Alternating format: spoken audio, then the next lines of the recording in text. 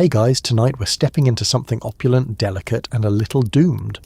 You're about to board the RMS Titanic, but not just anywhere. You're a first-class passenger with luggage stacked high, gloves still warm from the carriage, and a ticket that costs more than most people's yearly income. You're about to walk into history's most famous ship like you own the place. Spoiler alert, you probably won't survive this. So before you get comfortable, take a moment to like the video and subscribe, but only if you genuinely enjoy what I do here. And while you're at it, drop your city and the time down in the comments. I want to know who else is on this late night journey with us. Now dim the lights, maybe turn on a fan for that soft background hum, and let's ease into tonight's journey together. April 10th, 1912, Southampton, England.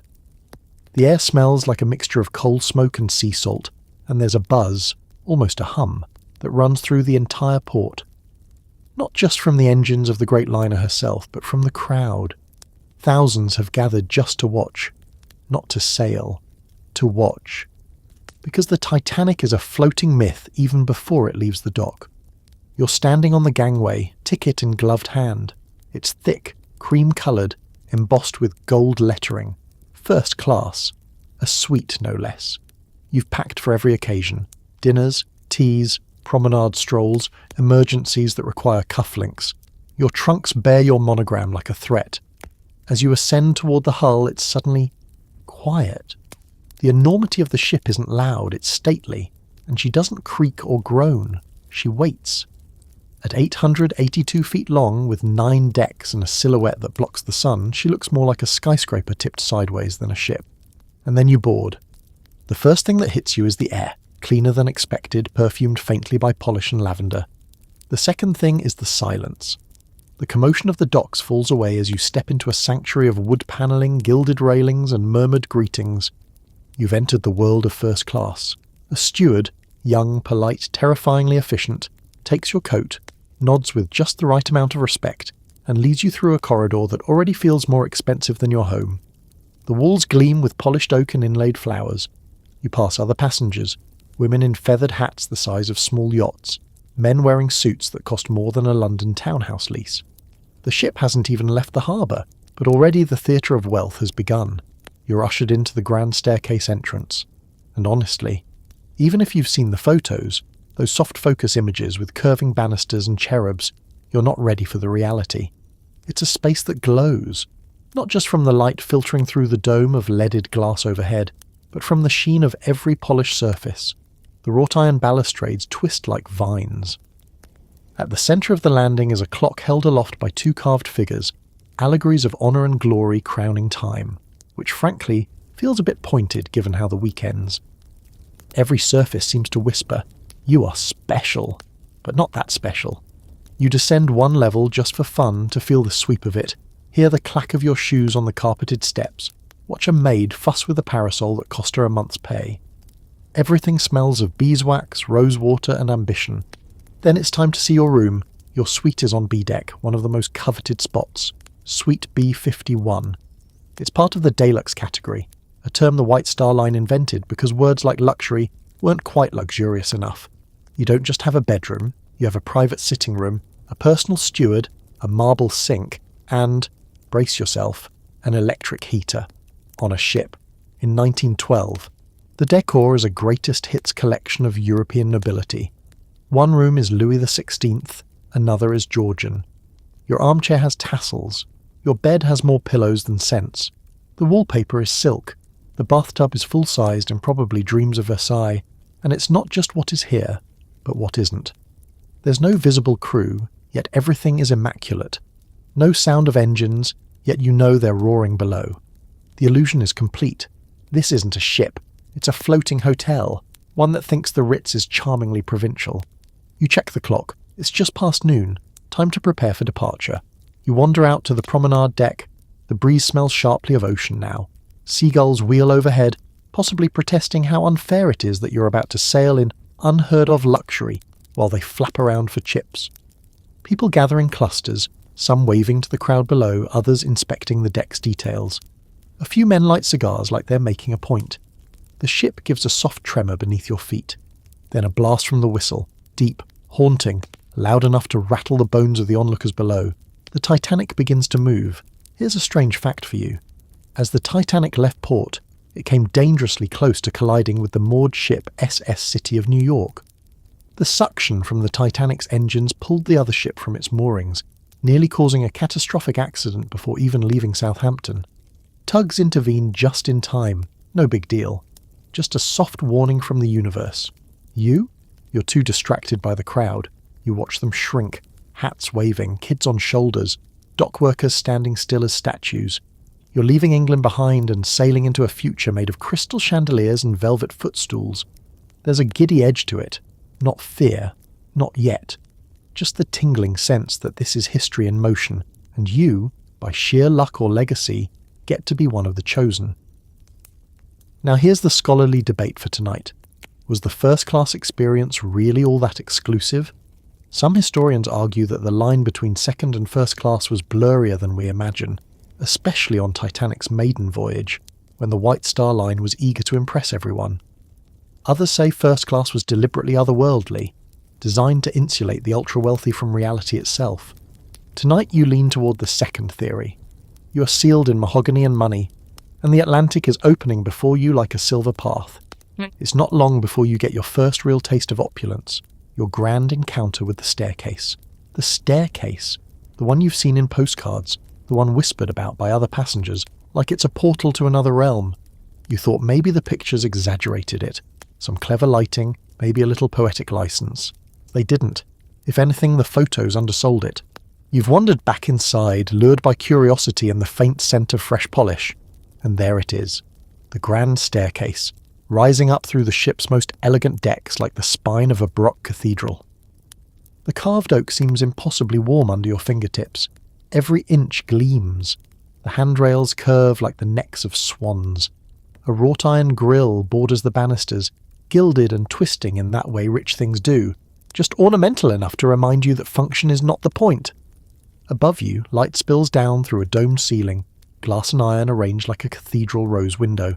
But instead of saints and sky, you get soft golden sunlight diffused by white paint and Atlantic haze. The chandelier suspended beneath it gently sways, just enough to make you pause and wonder, is that the ship, or is that me? It's the kind of place you don't just walk through, you descend it. Which, if you're someone like Mrs. Charlotte Drake Martinez Cardessa, Philadelphia heiress and art collector, you do slowly, every day, with a different hat and probably a dramatic pause halfway down. You take notes. A steward appears beside you like he was grown from the floorboards. He informs you with a subtle bow that tea is being served in the reception room just off the staircase. Of course it is. Of course you're having tea right now. You make your way down the staircase, your hand barely brushing the rail. You try not to trip over your own sense of importance. At the base of the staircase, the clock, yes, that clock, ticks silently behind two wood-carved figures. Honour and glory crowning time.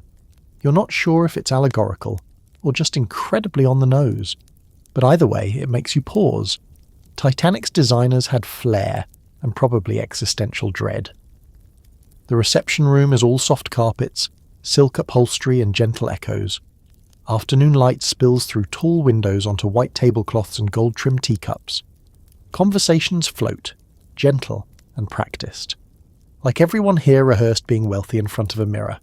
You pick a seat with a good view, not of the ocean, but of the other guests. People watching here is practically a sport. You recognise a few names from the passenger list you pretended not to study in advance. There's John Jacob Astor IV, lounging like he owns the place, which, technically, he might as well. He's worth $87 million in 1912 money, which is just over $2 billion in modern terms. He's on his honeymoon, travelling with his 19-year-old wife, Madeline. You try not to stare, but come on. A few tables away is Lady Duff Gordon, fashion designer to royalty, whispering in perfect posture over a teacup, probably judging your gloves. And near the window, yes, that's Benjamin Guggenheim, the mining magnate. You swear he just asked the steward for a cognac with his tea. Power move. You sip Earl Grey. It tastes faintly of bergamot and generational wealth. Now for a quirky detour, did you know that the Titanic had a Turkish bath that included an electric camel and mechanical horse? You don't believe it yet, but you'll see it soon. For now, the first-class experience is more about quiet grandeur. Understatement layered with soft harp music and the clink of silver sugar tongs. Still, there's an edge to it. You can feel it in the way everyone carefully doesn't look at each other too long. It's not just tea, it's an audition, a social ballet. Who belongs, who pretends, who married well, who built railroads, who just got lucky. You're aware that you're being weighed, not just in money, but in bearing, confidence, and vocabulary. You lean back in your chair and let the ship sway beneath you. It's subtle but steady, like the floor itself is breathing. Some part of you keeps waiting for the engine noise, but there's nothing. First class is sealed away from the mechanical world.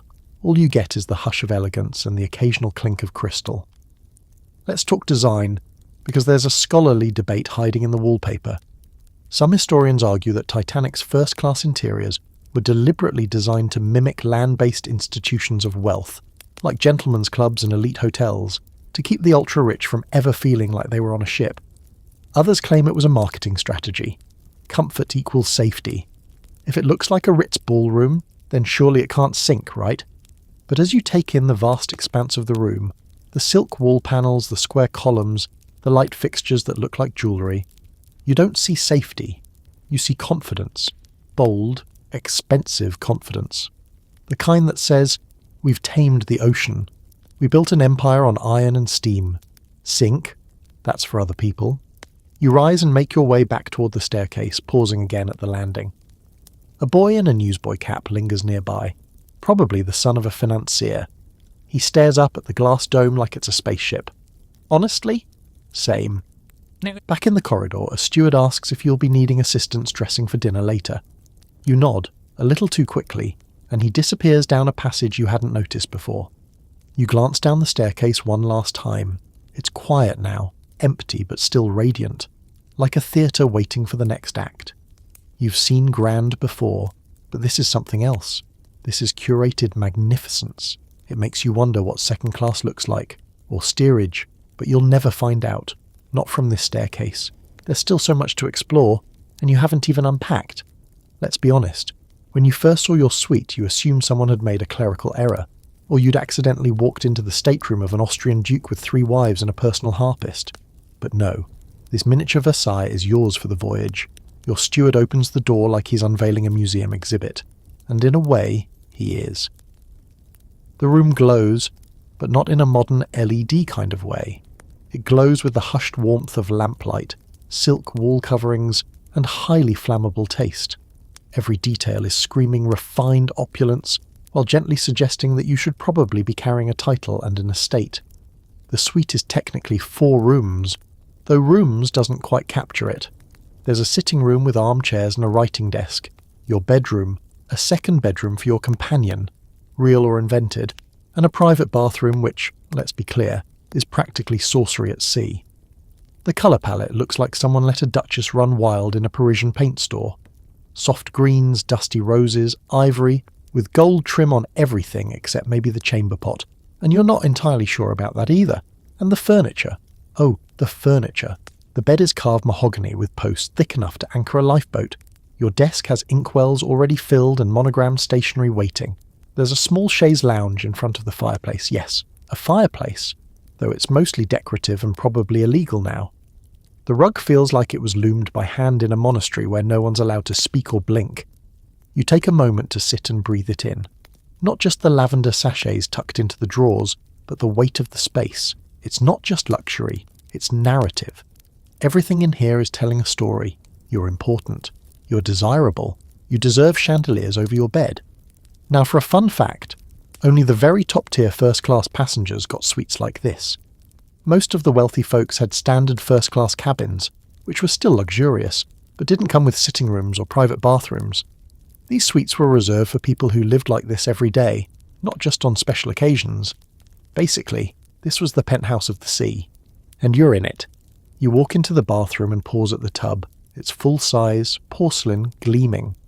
There's a towel rack warmed by a hidden pipe, a fresh bar of soap from Pears, the fancy kind, and a selection of sponges that probably cost more than a third-class ticket. The toilet has a pull chain and a flush that sounds like a small cannon. You test it twice, for science. There's also a button on the wall. When pressed, it summons your steward, which sounds like something from a fantasy novel, but is apparently just daily life now. You briefly consider pressing it just to ask for something ridiculous, like a live goat or a gramophone recital, but you refrain. For now, out in the sitting room your trunks have been unpacked. Your clothing is now hanging perfectly in the tall wardrobe, with every item brushed, folded and arranged like you're royalty attending a coronation. Even your socks have been fluffed. You don't know who did it, and you didn't hear them do it. That's first class. You wander toward the window, looking out over the Atlantic. The sea stretches endlessly, smooth and grey-blue under a soft mist. You can't see land anymore, and for a moment that hits you. You're out there now, truly at sea, but wrapped in velvet and lace and a wallpapered cocoon so rich it feels like land never mattered. There's a knock. You open the door to find a steward holding a note on a small silver tray. A tray for a note. It's an invitation.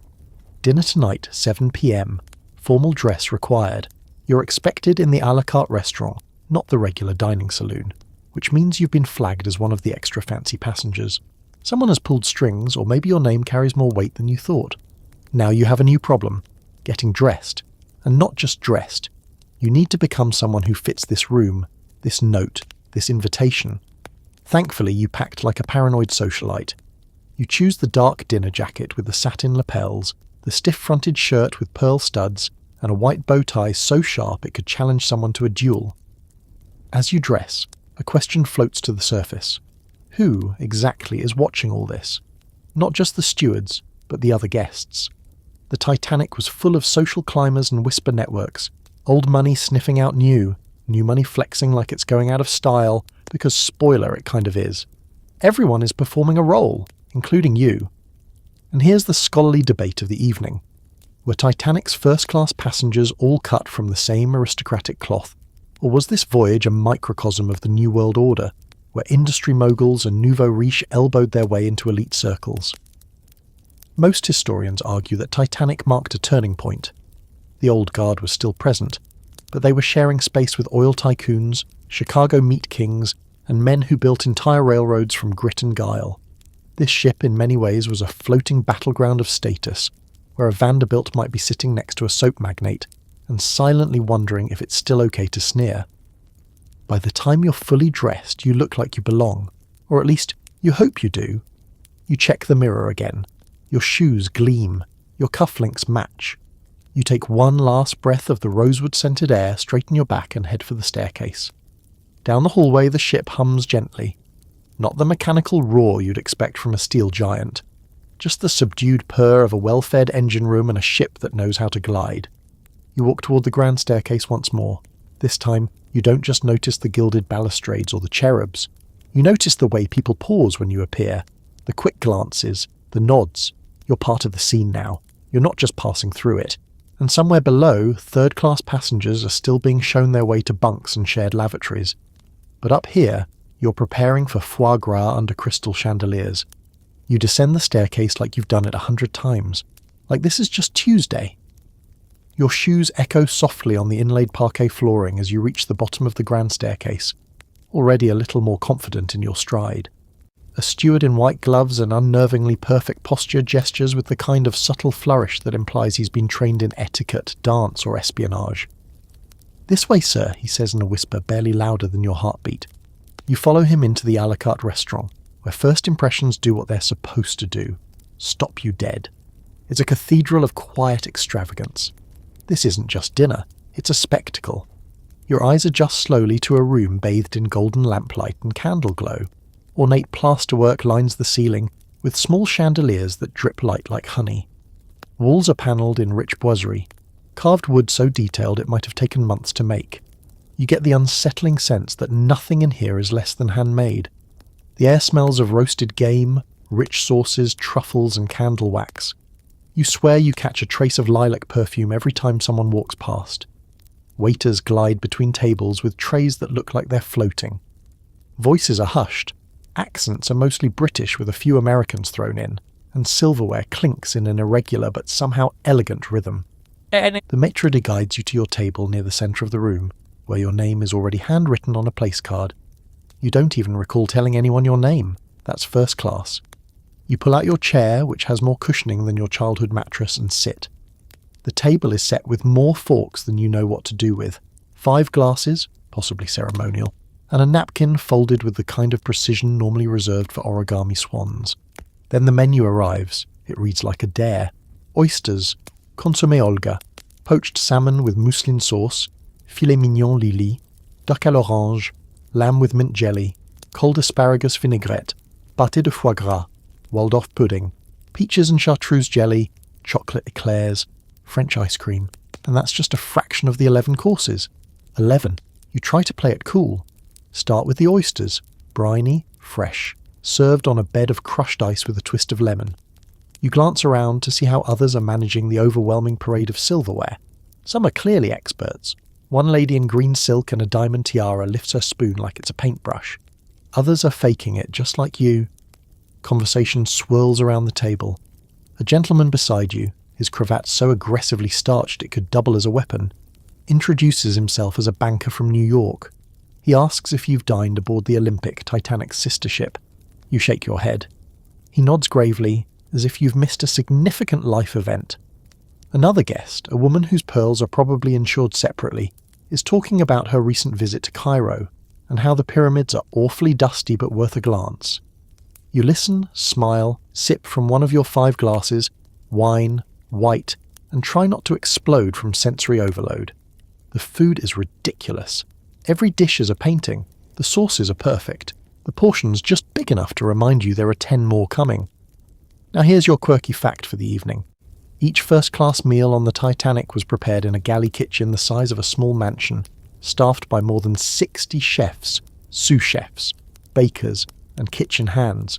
It included its own butchery, a roasting oven, and a pastry shop.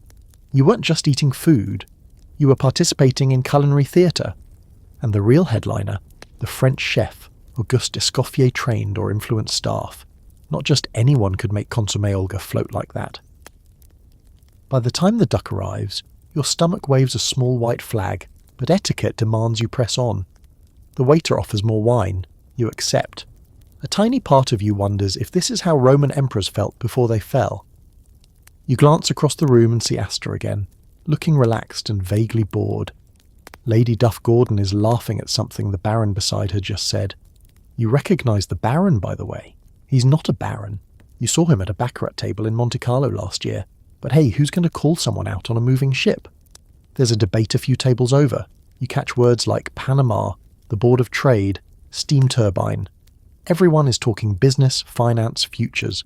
Someone compares the Titanic to a floating stock exchange. It's not that far off. And then, dessert. You've made it. Just barely. Peaches in chartreuse jelly, because nothing says rich like soaking fruit in a neon green French liqueur. The jelly quivers in the light, delicate as glass. You take a bite and realise something unsettling. It's amazing. You actually like it. You're going to dream about this jelly.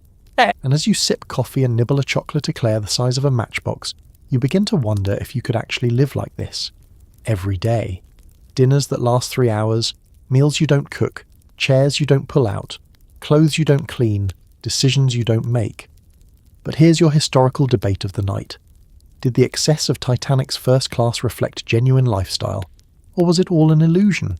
A temporary fantasy for even the rich to indulge in something beyond rich.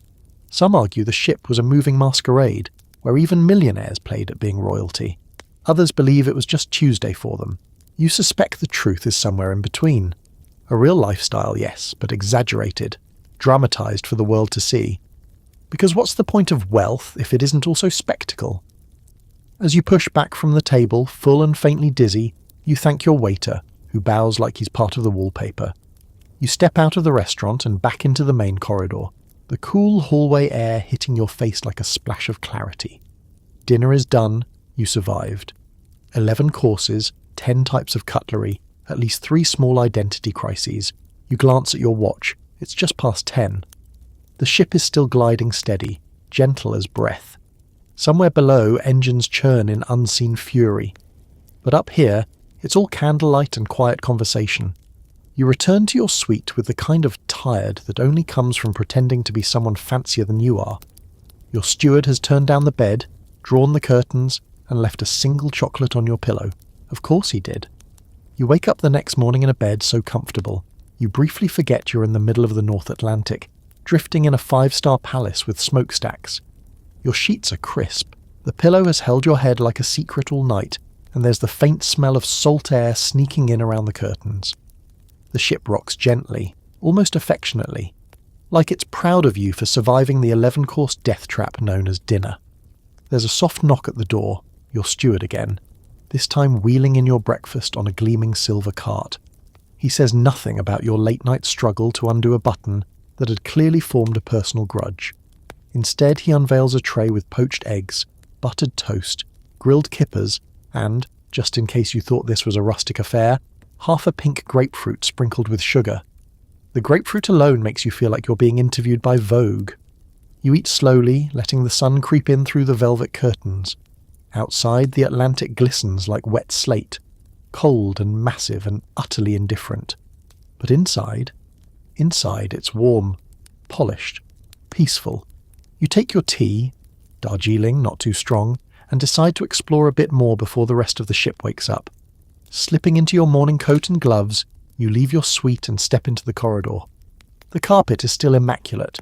You're not entirely convinced anyone ever actually walks on it.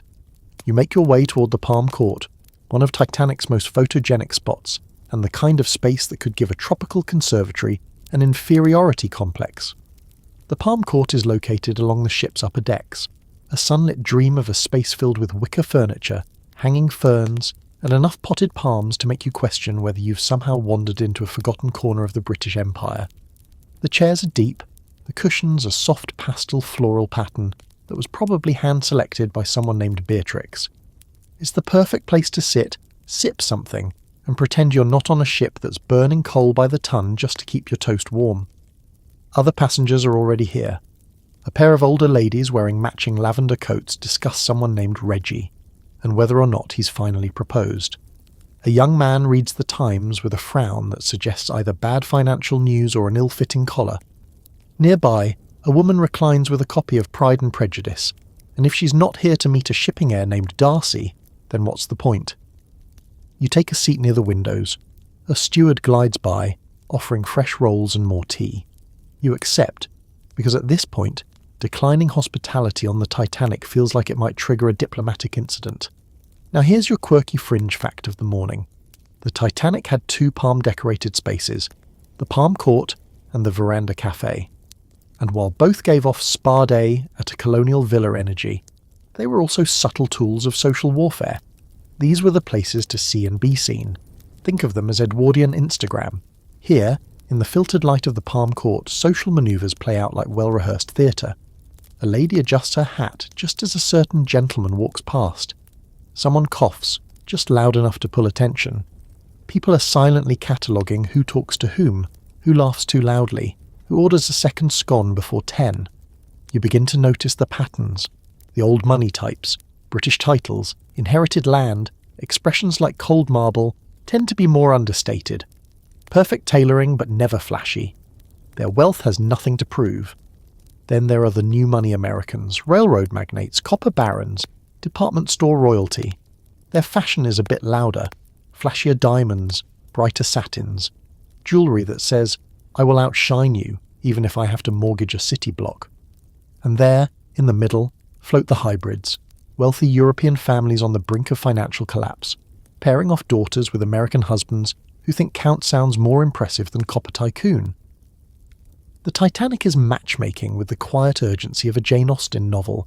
If Jane Austen had written about 11-course dinners and Turkish baths, you notice a young woman in soft blue silk sitting alone with a teacup. She watches the others without really watching, not judging, just observing. She meets your eye for a moment, then looks away with a half-smile that says she already knows your whole story. You never learn her name. Outside the glass, the Atlantic rolls on endlessly, smooth as satin in some places, creased with wind in others. You watch a gull for a while, just one, miles from land, following the ship like it knows something you don't. Here's your scholarly debate to chew on with your second croissant. Were spaces like the Palm Court genuinely relaxing, or were they another layer of performance? Some historians argue these areas were designed more as stages than sanctuaries, places for soft diplomacy, strategic eavesdropping, and gauging potential in-laws. Others say passengers really did come here to relax, to read, to nap in filtered light while pretending they weren't 2 days into a floating social experiment? Honestly, it's probably both. You get the sense that even when they're resting, these people are curating their rest. Even naps are branded. Eventually, you leave the palm court and head toward the first-class lounge, a quieter space with dark woods, heavy curtains, and a fireplace that, brace yourself, actually burns real coal. A fire on a ship. Because when you're rich enough, even physics takes a seat. Here, the mood is more scholarly. Gentlemen reading newspapers, women flipping through novels or embroidery. You run your fingers along the edge of a mahogany writing desk and realise there's a note card slipped into a slot. For correspondence only. Because God forbid anyone scribbles anything less than properly formatted letters in this temple of decorum. There's even a small library tucked away. Real books, leather-bound, titles in gold leaf. You grab one at random, something about Arctic exploration, and wonder how many of these passengers would last 10 minutes without a steward. You spend a quiet hour here, soothed by the occasional page turning, the soft crackle of the fire, the ship gently shifting beneath your feet. Somewhere in the distance, a faint musical note drifts down a hallway, maybe a violin warming up, or a piano scale echoing through the floors. You'll never get used to this kind of quiet. It's not the silence of poverty or isolation, it's the silence of insulation, of being padded from the world by lace, wood, and endless cups of tea.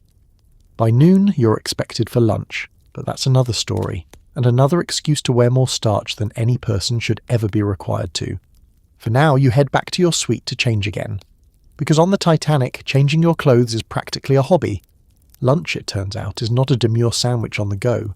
Not here, not on Titanic. On this ship, lunch is a formal midday ritual, a symphony in courses, and a socially coded buffet where every bite carries meaning. If dinner was the Oscar ceremony, lunch is the red carpet. And you, now that you've changed into your daytime ensemble, light tweed, pocket watch, the works, are ready to strut. You're headed for the first-class dining saloon, the largest and most opulent dining space aboard. As you walk through the corridor toward it, your steps are muffled by carpet so plush it could hide a small crime. A steward opens the door for you, and suddenly it's like walking into Versailles if Versailles had installed a few discreet steam pipes. This room is huge.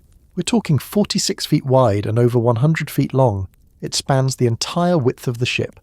The ceilings are high, the windows are wide, and the rows of oak pillars make it feel more like a Roman banquet hall than a room on a moving vessel.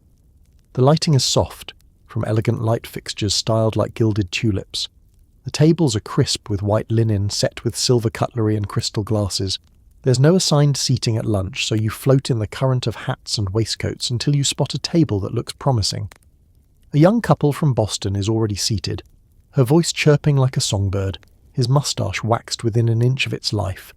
They wave you over like you're part of the family, and within moments you're unfolding your napkin and pretending you know the difference between consommé printanier and consommé madrilène. The menu, of course, is excessive. Just to be clear, this is lunch, and here are your options. Chicken a la Maryland, yes, with the fried bananas. Galantine of duck with aspic. Roast beef with horseradish cream. Curried chicken with rice and chutney. Poached eggs, Florentine. Vegetable marrow farci. Apple meringue tart. Wine jelly with whipped cream. You make a choice that feels respectable, not trying too hard. Roast beef, some vegetables, the tart. The waiter, tall, silent, eerily efficient, nods and glides away. You don't so much order as trust. The conversation around the table is light, witty, and just competitive enough. The Bostonian gentleman, Edward, has opinions on the Panama Canal, mostly that it will redefine the power centres of trade, and he says this while delicately applying mustard to his beef. His wife, Evelyn, talks about Vienna, where she apparently toured a clockmakers guild and decided she simply must have a mantel clock shipped back home, even though it weighs more than her dog. You nod and smile and occasionally drop a phrase like the Continental Market or Baring Brothers, even if you're not 100% sure who the Barings are. It's fine. Confidence is currency here, and you've got just enough in your pocket to get by. Now, a historical interlude for you. The first-class dining saloon could seat 532 people at once, and yes, they actually kept to strict meal times and dress codes. You weren't just expected to show up. You were expected to show up correctly. Men in jackets, women in gloves, no exceptions. Even in daylight, your appearance was part of the event. And get this. This was also the first time many passengers experienced a menu in French. It was the language of sophistication, and whether or not you understood it was irrelevant. It was there to intimidate you into good posture. Meanwhile, the food is better than it needs to be. Your roast is perfect. The vegetables are seasoned with a light touch, and the tart, flaky crust, just the right amount of tartness in the apple, a meringue that melts on the tongue. If this is lunch, you worry slightly about what snack means on this ship. A whole ham, a baby goat. Here's a quirky bit of Titanic lore to chew on with your meringue. Some dishes served aboard, like chicken a la Maryland, were bizarrely Americanized, perhaps as a nod to the US-bound journey. That specific dish, if you're wondering, was fried chicken served with thick cream gravy and, no joke, sautéed bananas. Try finding that on a cruise ship now. As you sip your post-lunch coffee, light roast served in bone china, someone at your table asks if you'll be attending the reception later that evening in the lounge. It's informal, they say, which still means tails for men and pearls for women. You agree without hesitation. You're getting into the rhythm now. Here's your scholarly debate to swirl in your demitasse. Did meals like these reflect genuine cultural refinement, or were they part of a deliberate performance of status? Some argue that Titanic's menu structure was an elaborate act, replicating the customs of royal courts to reinforce class distinctions. Others believe the meals were sincere, a reflection of Edwardian ideals of civilization, where how you ate mattered as much as what you ate. Looking around, you lean toward the performance theory. You've seen more people staring at each other's plates than at the ocean. Even the way someone buttered their roll was under scrutiny. You caught a man across the room shaking his head at a lady who added sugar to her tea before pouring the milk. After lunch, the room begins to clear out. People rise, thank each other politely, and begin to drift off toward promenades, card rooms, or naps. Your steward appears with impeccable timing, hands behind his back, and quietly asks if you'll be needing assistance dressing for the evening later. You nod, say something mildly self-deprecating about how many buttons your waistcoat has, and he smiles just enough to let you know he's heard worse. You stroll out of the dining saloon and back into the main corridor, now full of soft foot traffic and the rustle of skirts and coats. The ship remains smooth, steady, like it's gliding on glass. The engines churn deep below, but up here the sound is so subtle it almost feels imagined. The ship itself is beginning to feel like a living thing, a city that moves, breathes, dresses for dinner, and has a staff-to-guest ratio that makes you nervous about accidentally dropping a fork. You consider walking off some of the beef and meringue on the promenade deck, where the cold air could slice through the rich fog of butterfat you've just consumed. You make a note to do that, later. For now, your room is calling, probably with another note, probably on a tray. You return to your suite feeling like someone who's just been subtly evaluated by 40 people over lunch. Which, in fairness, you were. On Titanic, a meal isn't just a meal. It's a resume, a performance, and a networking event rolled into one. You're full, mildly caffeinated, and have now officially used more types of napkins in one day than in your entire pre-voyage life. You step inside your suite and, no surprise, it's already been refreshed. Bed smoothed. Wardrobe rearranged with eerie precision. Someone has replaced your cravat pin with a subtler, more elegant version. You didn't even hear the door open. That's first class. You glance at the clock. 2:30. Perfect. You've got a bit of time before afternoon tea, so you decide to properly acquaint yourself with your fellow travellers, the ones you'll be smiling at through mouthfuls of petit fours later. Because this ship, it's not just a cruise, it's a curated society. You head toward the lounge, that rich wooded sanctuary with the fireplace and the murmurs of polite civilization. Along the way, you pass couples walking arm in arm, ladies reading fashion journals, and a small child being scolded by a governess for breathing too loudly in the presence of an earl's wife. When you step into the lounge, it's a perfect tableau of Edwardian restraint. The ceiling arches like a chapel. The walls are panelled in sycamore with stained glass windows filtering golden sunlight onto velvet armchairs and marble-topped tables. A pianist in the corner plays something soft and unimposing, just loud enough to remind you he went to the conservatory and had opinions about Bach. You take a seat near a group already deep in conversation. One gentleman, ruddy-faced and round as a barrel of port, is telling a story about racing horses in Saratoga. Across from him is a sharply dressed woman with eyebrows like daggers, who seems to be listening purely out of spite. Then there's the man to your left, elegant, mid-40s, immaculately tailored, sipping his whiskey as if it contains the meaning of life. He nods at you. "You were at the a la carte last night," he says, voice low and smoky. "Table 10. You nod cautiously. "And you were 3 tables over, with the lady in green." He chuckles. "The Baroness. Her title's borrowed, but her emeralds aren't. So this is how it works. Soft introductions, mutual recognition, little verbal dances around truth and pretense. You shake his hand. He introduces himself as Mr. Walsh, a shipping investor from New York. You suspect that's only partly true. He gestures discreetly toward a man just entering the room. That's Harry Widener, book collector, Harvard man. Family made their fortune in railroads. Good taste in cigars, bad taste in business partners, and so it goes. You're walked, gently and efficiently, through a human map of Titanic's social elite. There's Archibald Gracie, the colonel with stories about the Civil War, and opinions about everything else. There's the Countess of Rothes, surprisingly down-to-earth and disarmingly clever. There's Isidore and Ida Strauss, co-owners of Macy's, who are by all accounts genuinely in love and openly affectionate, which for this crowd is practically indecent. You also learn that some of the biggest names on board, Astor, Guggenheim, Ismay, aren't just rich. They're narrative rich. People discuss them like characters in an epic novel. Their wealth is only part of the draw. It's their stories that matter. And speaking of stories, here's your quirky fact for the day. Benjamin Guggenheim brought his valet and chauffeur along for the voyage, and he reportedly travelled with a custom wardrobe including evening tales for every night of the trip. That's right. Costume changes per night. The man dressed like he was going to war with underdressing. The lounge hums with quiet power. Deals are being proposed over backgammon. Marriages too, though more subtly. People here don't flirt so much as calculate. You overhear one woman discussing a potential suitor's lineage the way you might assess the bloodline of a prize spaniel. You notice too how seating arrangements shift, who's invited to sit where, who stands a little too long by a group and then walks away. The social code is dense, and you're just now realising you're in the middle of a floating game of chess, with pearls and property instead of pawns and rooks. Now for your scholarly debate.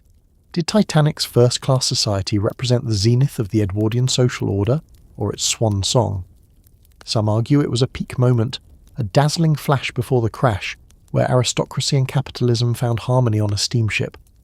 Others say it was already rotting from the inside, decadent, outdated, and blind to the storm coming.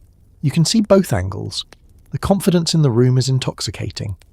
But there's something fragile too, a desperation underneath the laughter.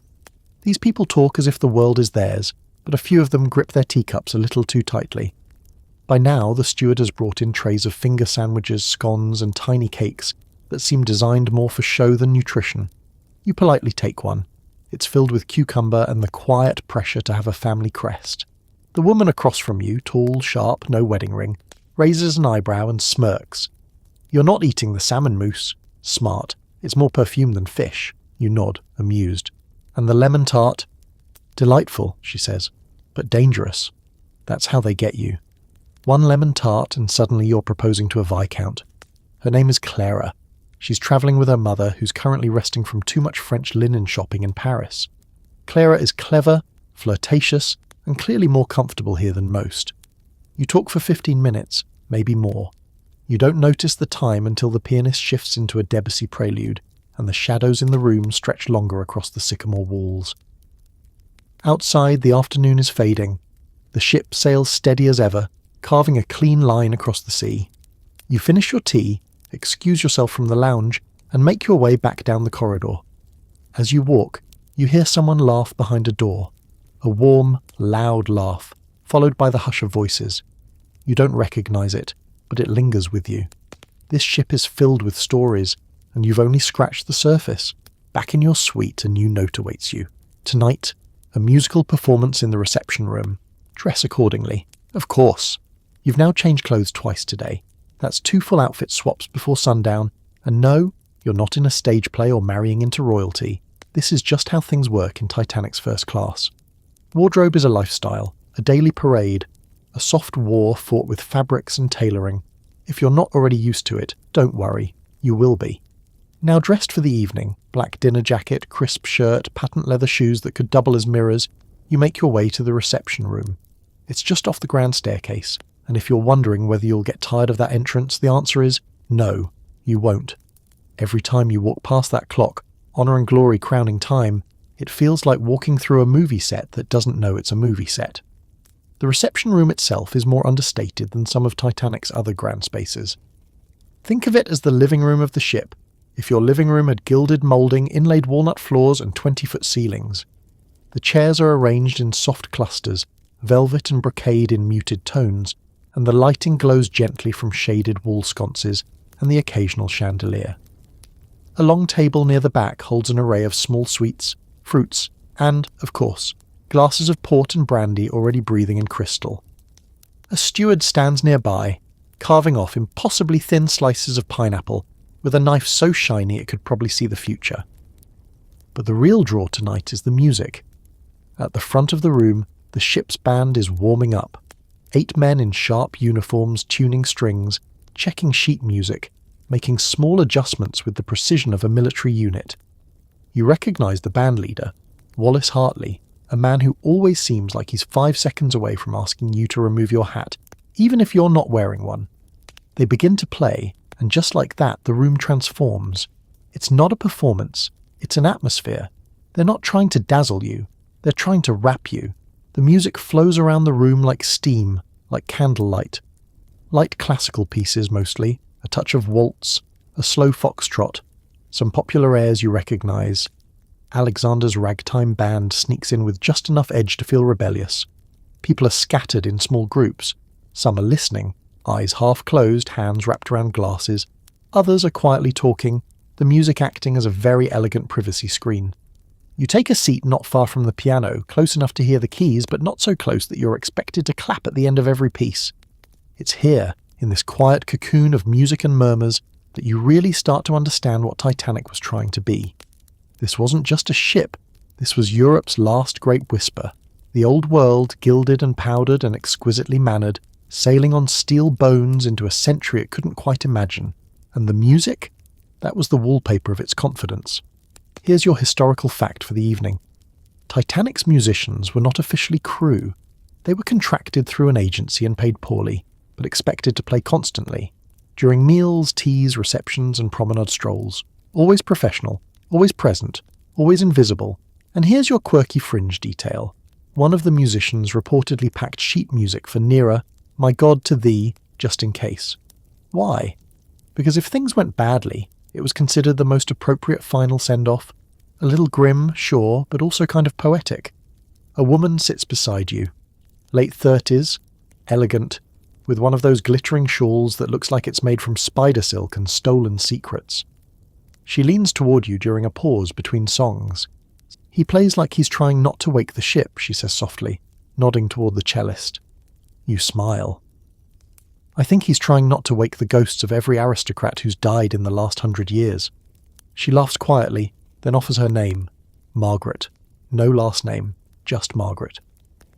You both agree the violins are particularly good tonight, and soon the conversation drifts to music halls in London, a scandalous opera in Vienna, and an unfortunate experience involving absinthe in Marseille that she politely declines to elaborate on. Across the room, a few couples have stood to dance. Not formally, just slow movements, small steps. You watch them for a while. There's a grace to it. Not just in the dancing, but in the restraint. Everything here is measured, every emotion filtered through etiquette and elegance. And now for your scholarly debate. Was the Titanic's musical programming meant purely for entertainment, or was it a form of psychological management? Some experts argue the music was selected deliberately to influence mood, create calm and reinforce a sense of order. Others say the musicians simply played what the passengers wanted. Familiar pieces, popular tunes, nothing too avant-garde or upsetting. Tonight, sitting in this cocoon of harmony and velvet, you lean toward the former. This isn't just a concert. This is curated calm, a musical sedative, a lullaby for the ultra-wealthy. Eventually the music shifts again. Slower now, like a ship settling into its midnight skin. The room grows quieter. Someone yawns behind you. Glasses are gently set down on coasters. The pianist plays one last soft chord, and the band slips out quietly like ghosts retreating into the walls.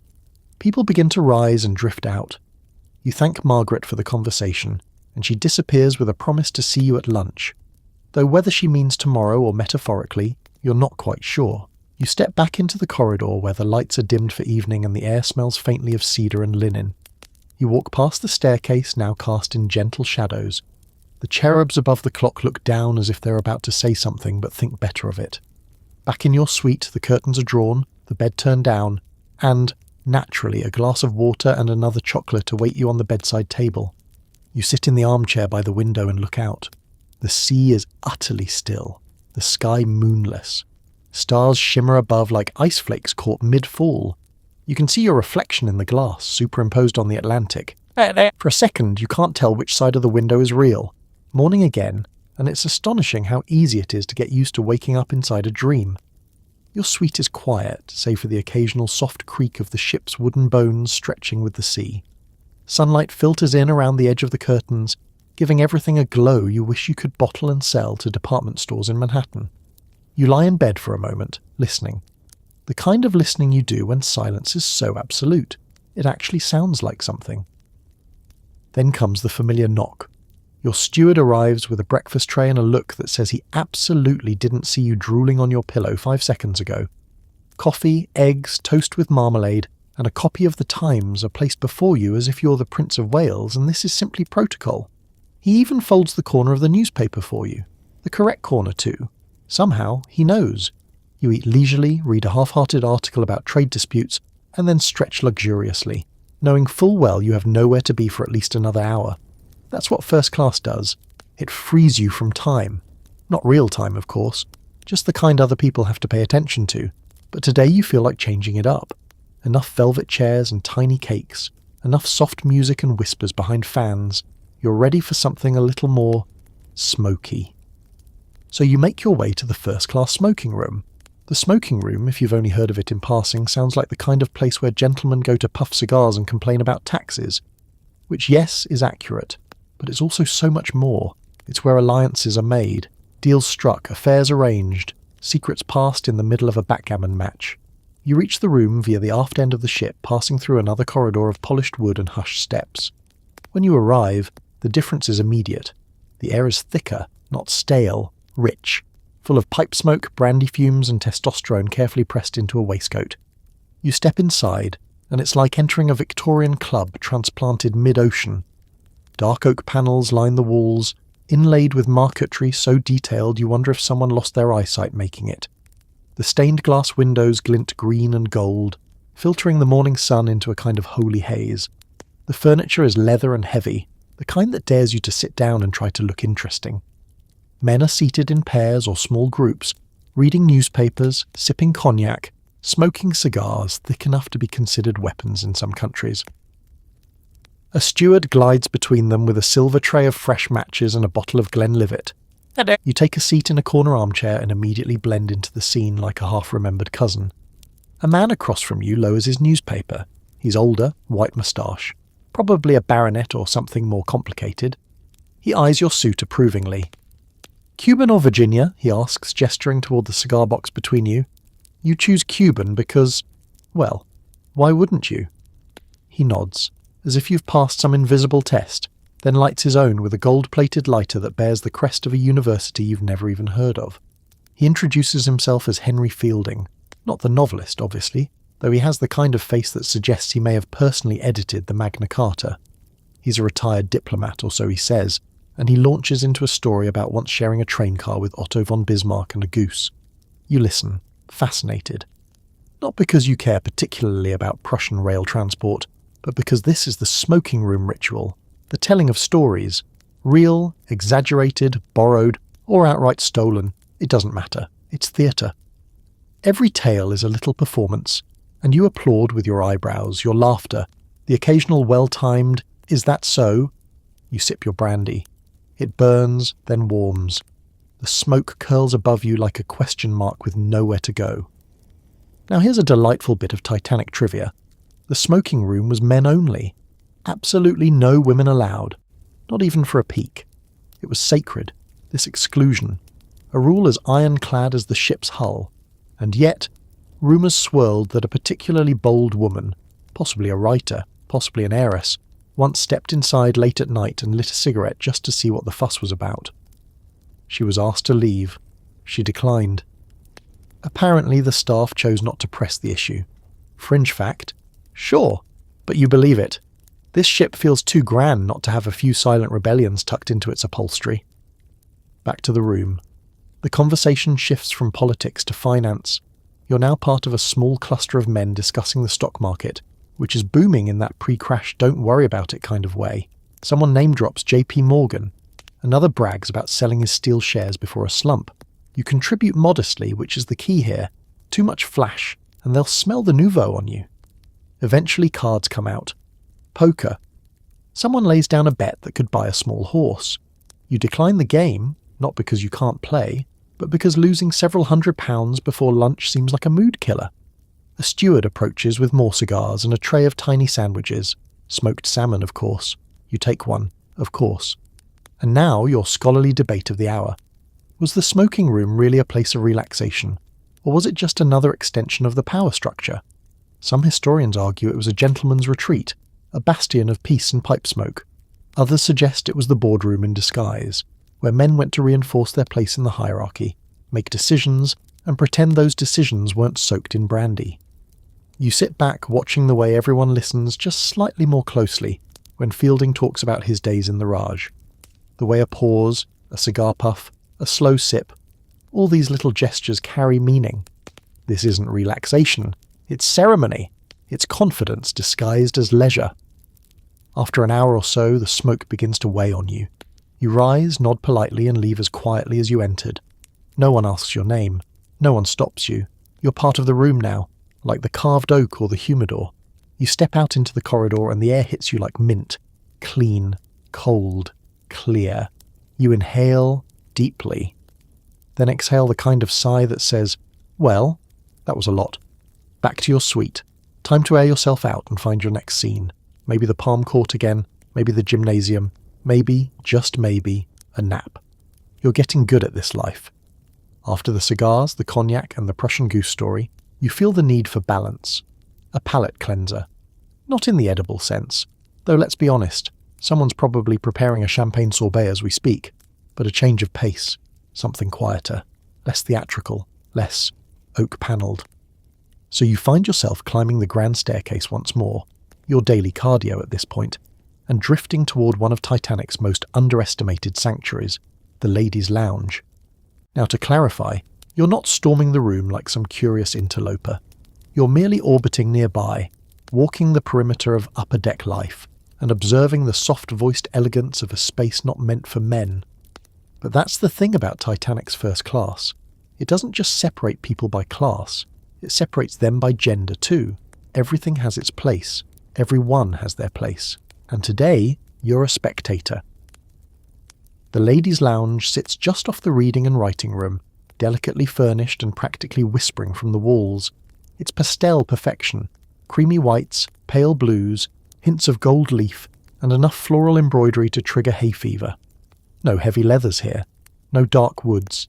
Everything is soft, quiet, deliberate. Inside, it's a ballet of subtle interactions. No raised voices, no gesticulating, just murmured conversation, delicate laughter, the occasional tinkle of a spoon against porcelain, and no smoke, just a hint of violet water, rose cologne, and freshly brewed tea. You linger by the doorway, chatting politely with a steward while pretending not to observe the sacred goings-on inside. There's a cluster of ladies near the lace-curtained windows, sipping tea from bone china so thin it probably counts as transparent.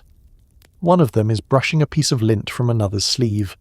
A non-verbal conversation is happening. You get the sense this is the female equivalent of a duel.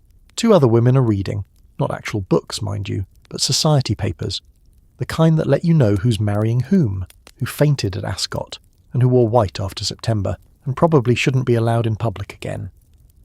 Near the fireplace, an older woman in deep burgundy silk is giving an enthusiastic yet well-mannered lecture about pearls. Not just any pearls, of course. These are family pearls. Harvested from somewhere inconvenient, probably strung by hand, and, of course, handed down from my grandmother, who received them from the Duchess of "Oh, what was her name?" The other women nod appropriately. No one dares to say they prefer diamonds. Meanwhile, a young girl, maybe 12, is sitting at a side table, drawing with a pencil and whispering to her governess. She's sketching the fireplace mantel, and if you look closely, she's actually quite good. One of the women notices, leans over and praises her gently, but with just the right amount of distance to avoid encouraging creativity too much. After all, art is lovely, in moderation. Here's your quirky fact for the day. The ladies' lounge included what was known as a retiring room. Sounds genteel, right? In practice, it was basically a ladies-only bathroom and changing area, complete with a fainting couch and a call bell. Because yes, even swooning was planned for. Titanic thought of everything, including how to collapse decorously. You can't help but wonder what's being said behind those closed doors. Probably nothing scandalous, just real thoughts, opinions not suitable for parlours, jokes too wicked for the tea table. You imagine someone in there mimicking her husband's snores with disturbing accuracy. You step aside to let a steward pass. He's carrying a fresh tray of small sandwiches and a covered dish that turns out to be warm scones. He nods, disappears into the lounge, and just like that, the mystery deepens.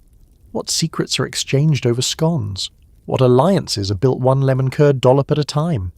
And that's the thing about this place. It's not just a sitting room, it's a hive. The smoking room is where men perform power. The ladies' lounge? That's where power whispers, where reputations are polished, alliances are forged, and enemies are flattered so gently they don't realise they've been insulted until they're already halfway back to their suite. And now for your scholarly debate. Were these gendered spaces empowering sanctuaries or genteel cages? Some historians argue that lounges like this gave women a domain of their own, a space free from masculine intrusion, where they could socialise, strategise and thrive. Others insist it was a gilded prison, part of a larger architecture of polite segregation, designed to keep women ornamental and out of the way. You lean toward the first, at least for tonight. Because watching these women, laughing softly, raising eyebrows in unison, passing social judgments like secret handshakes, it's clear they're not powerless. They're playing the game, just with different pieces. Eventually you make your way to the reading and writing room, adjacent and equally serene. Here, a few ladies and the occasional gentleman are penning letters on Titanic's embossed stationery. You take a seat by a window and pull out a sheet, mostly to feel official. "Dearest, whatever your name is," you write. "I'm writing from the most splendid illusion ever to float. Everything is beautiful, everyone is pretending, and the ocean is very, very quiet. I am too. You don't send it, of course, but it feels good to write it. Outside the window, the sea stretches endlessly, calm and blue, the ski layered in soft greys. A steward walks by with a tray of lavender water and small cloths. Refreshers, in case you've been traumatized by too much civility. You linger for a while longer, letting the calm soak in. No smoke, no shouting, no lectures about tariffs. Just soft voices, warm tea, and the feeling that, in this room, even gravity is expected to behave itself. Eventually you rise. You nod to the steward at the door, who gives you the smallest, most respectful bow you've ever seen. You think about that girl sketching the fireplace. You wonder what her drawing will look like in 20 years. And then you slip away, back into the corridor, leaving behind the pastel whisper world of the ladies' lounge. Back into the marble and mahogany world of men with names like Chamberlain and Astor. But for a moment there, you got to eavesdrop on the real show. You wake up groggy, partly from the altitude of your feather-stuffed pillow, and partly from the dainty battlefield of clotted cream, cigar smoke, and violin harmonies still playing in your brain. It's now day 3 aboard Titanic, and your body's beginning to adjust to the new rhythm. Eat, change clothes, gossip, repeat. You stretch, yawn, and briefly consider skipping breakfast. Then remember the thing waiting on your itinerary today, the Turkish baths. Yes, Titanic has a spa, a full spa, including steam rooms, electric baths, massage tables, and, as you've heard whispered, a mechanical camel. You're not sure what that means, but you're absolutely going to find out. After a light breakfast of eggs, tea, and the constant reassurance of wealth, you change into your exercise clothes, which, on Titanic, are still nicer than most people's church outfits. Then you follow a steward down into the belly of the ship, down past the layers of velvet and parlours, through corridors where the smell shifts from lavender and leather to something more honest, metal, salt, and heat. The Turkish baths are located on F deck, which is basically Titanic's version of a secret club beneath the surface. As you enter, the air changes immediately. Warmth hits you like a silk glove soaked in eucalyptus oil. The lighting is soft and indirect, flickering through latticework and mosaics that make you feel like you've slipped into a storybook bazaar. The main cooling room, the place you start and finish, is a fantasy of tilework, mahogany, and Moorish arches, deep greens, glowing ambers, patterned tiles in geometric flourishes. It's like someone shoved a sultan's palace inside the hull of a battleship and then whispered, "Shh, we don't talk about sweating here." You're greeted by the bath attendant, a portly, cheerful man in all white linen who clearly knows more about your body than you ever will. He hands you a robe so soft it might actually be woven from unicorn. Then he guides you through the experience. First up, the steam room. You sit in a tiled alcove where hot steam is pumped through the floor, coiling up your legs and fogging your senses. It's not unbearable, just cleansing. Your pores open, your bones relax, your thoughts slow down until they feel like they're napping in hammocks. Someone else joins you, a banker, maybe, or a newspaper man. You nod. No one talks in the steam room. It's a sacred rule. If you speak, it better be about something vital, like war or shaving cream. Next, the hot room. It's drier here but warmer. You lie on a marble slab while another attendant pours water over you, and then scrubs your skin with something between a cloth and an exfoliating thread. You're polished like silverware, rinsed again, and then led toward the electric bath. Ah yes, the electric bath. Let's be clear, it's not exactly a bath. It's more like a futuristic torture chair crossed with a medical experiment from 1894. You sit in a tiled seat while gentle electric currents pulse through warm water. Supposedly it improves circulation, restores vitality, and realigns your essence. Or something. You try not to focus on the fact that this entire ship is metal, electric, and floating. After the electric bath, you're handed a towel, a mineral tonic in a small glass, and finally, you meet the legend, the electric camel. Yes, there is a mechanical camel, along with a mechanical horse. These are exercise machines meant to simulate riding, and yes, they move. You're guided onto the camel, and it begins to sway beneath you, surprisingly gracefully. It's rhythmic, hypnotic, kind of fun, if you ignore how many people have ridden it before you. Here's your quirky fact of the day. The mechanical camel was part of Titanic's state-of-the-art gymnasium equipment. These machines were designed by Sir William Muldoon, a famous physical trainer and early fitness guru. Passengers were encouraged to ride them for grace and posture, basically the 1912 version of a Peloton, but with more upholstery and fewer hashtags. After this deeply bizarre but undeniably enjoyable ride, you're led back to the cooling room. You collapse into a tiled bench, sip water from a goblet that's probably seen more secrets than a confession booth, and let your body evaporate gently. It's here that you overhear something interesting. Two men nearby, deep in conversation. One of them is Bruce Ismay, managing director of the White Star Line himself. The other, a stocky, red-faced gentleman you don't recognize, is discussing speed. "We could shave a few hours," the man says, voice low but not quiet. "If we push her." Ismay doesn't respond right away. Then, "It's a maiden voyage. People expect the best. You stay still, let the steam do the eavesdropping." But the conversation drifts back to mundane topics. Coal shipments, crew rosters, something about a broken icebox in third class. Still, interesting. And here comes your scholarly debate of the day. Was Titanic really pushed to dangerous speeds on purpose, perhaps for publicity? Or was she sailing entirely within her limits, the fateful collision simply an unlucky accident? Some historians argue that Ismay was pressuring the captain to arrive ahead of schedule. A splashy early arrival in New York would have made headlines. Others say no, Titanic was fast but not racing. There's no evidence of recklessness, just misplaced confidence. The ship, after all, was built like a fortress. What could possibly go wrong? You wrap yourself in a dry towel and take a moment to reflect. Your skin feels new, your limbs are light, you smell like some sort of citrus deity. You've been steamed, scrubbed, zapped, and camelled. And now you're more relaxed than you've ever been in your life. You pass the electric horse again on your way out. It whinnies silently. You tip an invisible hat. Back in your suite, your steward, of course, has already laid out fresh clothes for your afternoon promenade. A soft linen shirt, fresh cuffs, and gloves that feel like air. There's even a small note reminding you of the art lecture later this evening. Because yes, Titanic has that too. But for now, you lie down on the fainting couch, robe still warm, and let yourself drift somewhere between nap and thought. In a steel palace on a calm sea, with no worries in sight, and absolutely no idea what's coming. You've officially reached the part of the voyage where time is beginning to feel optional. You're so deeply wrapped in satin rituals and silver service that if someone told you it was Thursday, or that you've been aboard for 10 years, you'd nod and accept it. The ocean outside is still calm, the sky a permanent soft grey, and the ship continues gliding like it's made of mist and champagne. But today, your curiosity has turned to something else. Not the food, not the fashion, not the music or the mechanical camel. Today you want to see the men who don't need to perform because they already run the stage. You're off to eavesdrop on the kings of the sea, the business titans, the steel magnates, the shipping barons, the ones whose dinner jackets cost more than your suite and who spend their days not relaxing but consolidating. Quietly, casually, over port. You begin in the lounge again, where everything smells faintly of polish and confidence.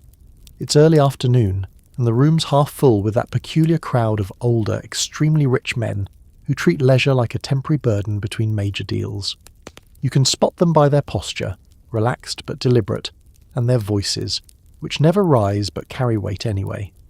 You see Benjamin Guggenheim first. He's easy to spot. Broad frame, serious moustache, a velvet waistcoat that could probably stop bullets. He's seated near the fireplace with a slim man in a grey morning coat. An art dealer or a lawyer, you guess. Guggenheim is gesturing with a cigar, saying something about expansion. The words mergers and Brazil float your way before being swallowed by the velvet. You pretend to inspect a magazine rack. It's full of London society papers and trade journals, The Statist, The Economist, and something called The Iron Age, which sounds like bedtime reading for tycoons. Behind you, another voice. This one American, John Jacob Astor IV, who, let's be clear, is so wealthy he doesn't have to say much at all. His words are measured, quiet, and people lean in when he speaks. He's talking to two younger men, one of whom you recognise as a railroad heir, and it sounds like a mentoring session mixed with a subtle power flex. You catch fragments. Submarine cables are the future, gentlemen. Too much exposure in nickel. Never trust a man who plays bridge before noon. Honestly, fair advice. You settle into a nearby chair and do what all civilized people do when surrounded by giants. You listen without being obvious. Occasionally you pretend to read, maybe scribble in a notebook you don't really need. But really you're tuning into the rhythms of what might be called Titanic's unofficial millionaires club. Here's a historical fact that should blow your slippers off. Titanic's first-class manifest included more millionaires per square foot than any ship before it, and maybe since. In 1912, the global economy's boldest characters decided to take the same boat to New York.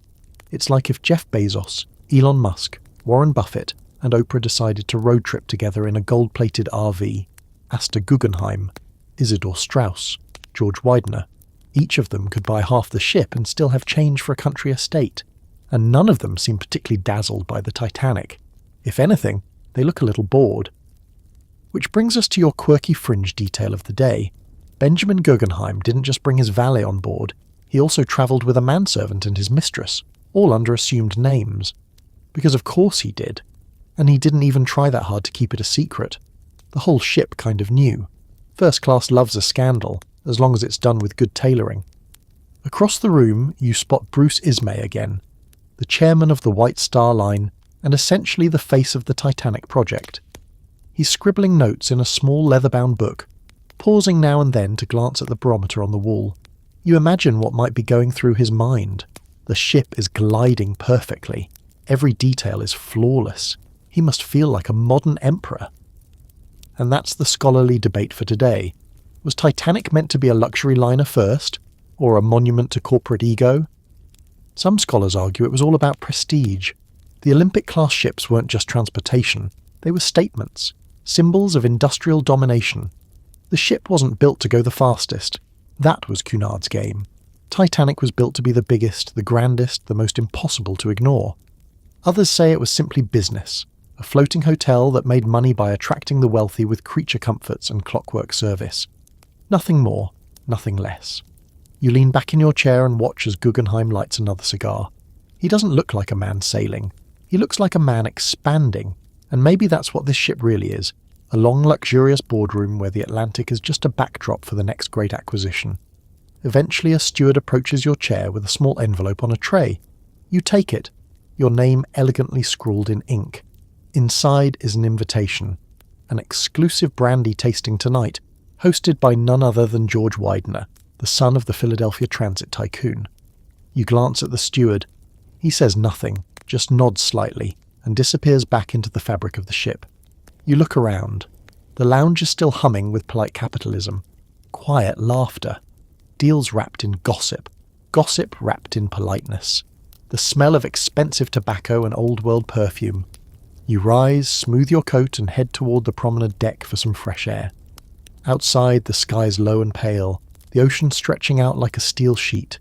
A light breeze tousles your hair. A few couples walk slowly, arms linked. Others sit on deck chairs under thick blankets, watching the waves or pretending to. You pause at the rail and look out. Somewhere behind you, the Millionaires Club keeps spinning its gold-threaded web, and here you are, close enough to hear it, just far enough to stay mysterious. For now, late evening now, and the air has a bite to it. Not harsh, just crisp enough to make you tug your coat a little tighter around your shoulders as you step out onto the promenade deck. The door swings closed behind you with a muffled click, and just like that, you're in a different world. It's quiet out here, eerily so. The chatter, the cutlery clinks, the creaking leather chairs and murmured alliances, all of that fades the moment you walk onto the deck. What's left is a vastness you haven't felt since boarding. The stars are out, sharp and endless. Above you, they look so close they might be watching. Below, the Atlantic stretches black and bottomless. The ship's wake curls white behind you, glowing faintly in the moonlight like a long, quiet ribbon. You lean on the rail, breathing in the cold sea air. It clears your head instantly. The kind of air that makes you forget you ever wore gloves indoors or discussed mergers over aspic. You aren't alone. A few others are out here too, wrapped in long coats and fur-trimmed shawls, speaking in hushed tones or simply gazing into the void. Everyone seems to understand the unspoken rule of the promenade deck at night. This is sacred ground. No loud voices, no sharp movements, just breath and stars. You begin to stroll. The deck is long, hundreds of feet, and enclosed in places by glass panels that cut the wind. Your shoes click softly against the boards. Every few steps you catch glimpses of the ocean between the supports, and it's unsettling. Beautiful, but unsettling. You don't realize how small you are until you're standing on the edge of a continent made of nothing. Halfway down the deck you spot a familiar figure. Clara, the sharp-tongued woman from the lounge. She's leaning against the rail, gloves tucked under one arm, looking out at the horizon like she's waiting for something. "Couldn't sleep either," she says without looking. "Not after the third helping of goose liver," you reply. She smiles faintly. "This ship feeds you like they're trying to keep you too heavy to float." You join her at the rail. For a moment you just breathe together silently. The ship hums below your feet, steady and confident. Somewhere far behind, the band might still be playing, or maybe you're imagining that. On Titanic, reality is easily confused with atmosphere. Clara breaks the silence. "There's something strange about this ship." You glance at her. "Strange how?" She shrugs, eyes still on the water. It's too perfect. No one argues, no one stumbles. Even the children behave. I haven't seen a single servant scowl, not once. Don't you find that odd? You want to say no, but she's right. The entire ship feels like it's holding its breath. Like a painting. Too still, too curated. Here's a quirky fringe fact to mull over while you gaze at the stars. Titanic's promenade deck was separated by class, just like everything else. First-class passengers had their own expansive walking space, far removed from second and third. The idea was to keep things proper. No bumping into someone beneath your station while you enjoyed your post-dinner constitutional. The decks even had gates to enforce the boundaries. Tonight, though, it feels less like segregation and more like insulation. You're not just walking on a ship. You're walking inside an illusion. One so well maintained, it starts to make you suspicious. Clara's voice breaks your thought. "I had a governess once who said no journey should ever be too comfortable. Said it makes people arrogant, forgetful." You nod. You're beginning to see what she means. You continue your walk, parting ways with Clara as she turns in for the night. The ship feels emptier now. Not in a lonely way, just thinner. like the sound has been turned down. You pass a man standing perfectly still, staring out to sea with his hands behind his back. He doesn't move as you walk by. You wonder if he even notices. Near the aft end of the deck, you pause to take it all in again. The smoke trailing from the funnels above catches the moonlight in long sweeping lines. The water below looks like melted obsidian. And the stars, brighter than you've ever seen them.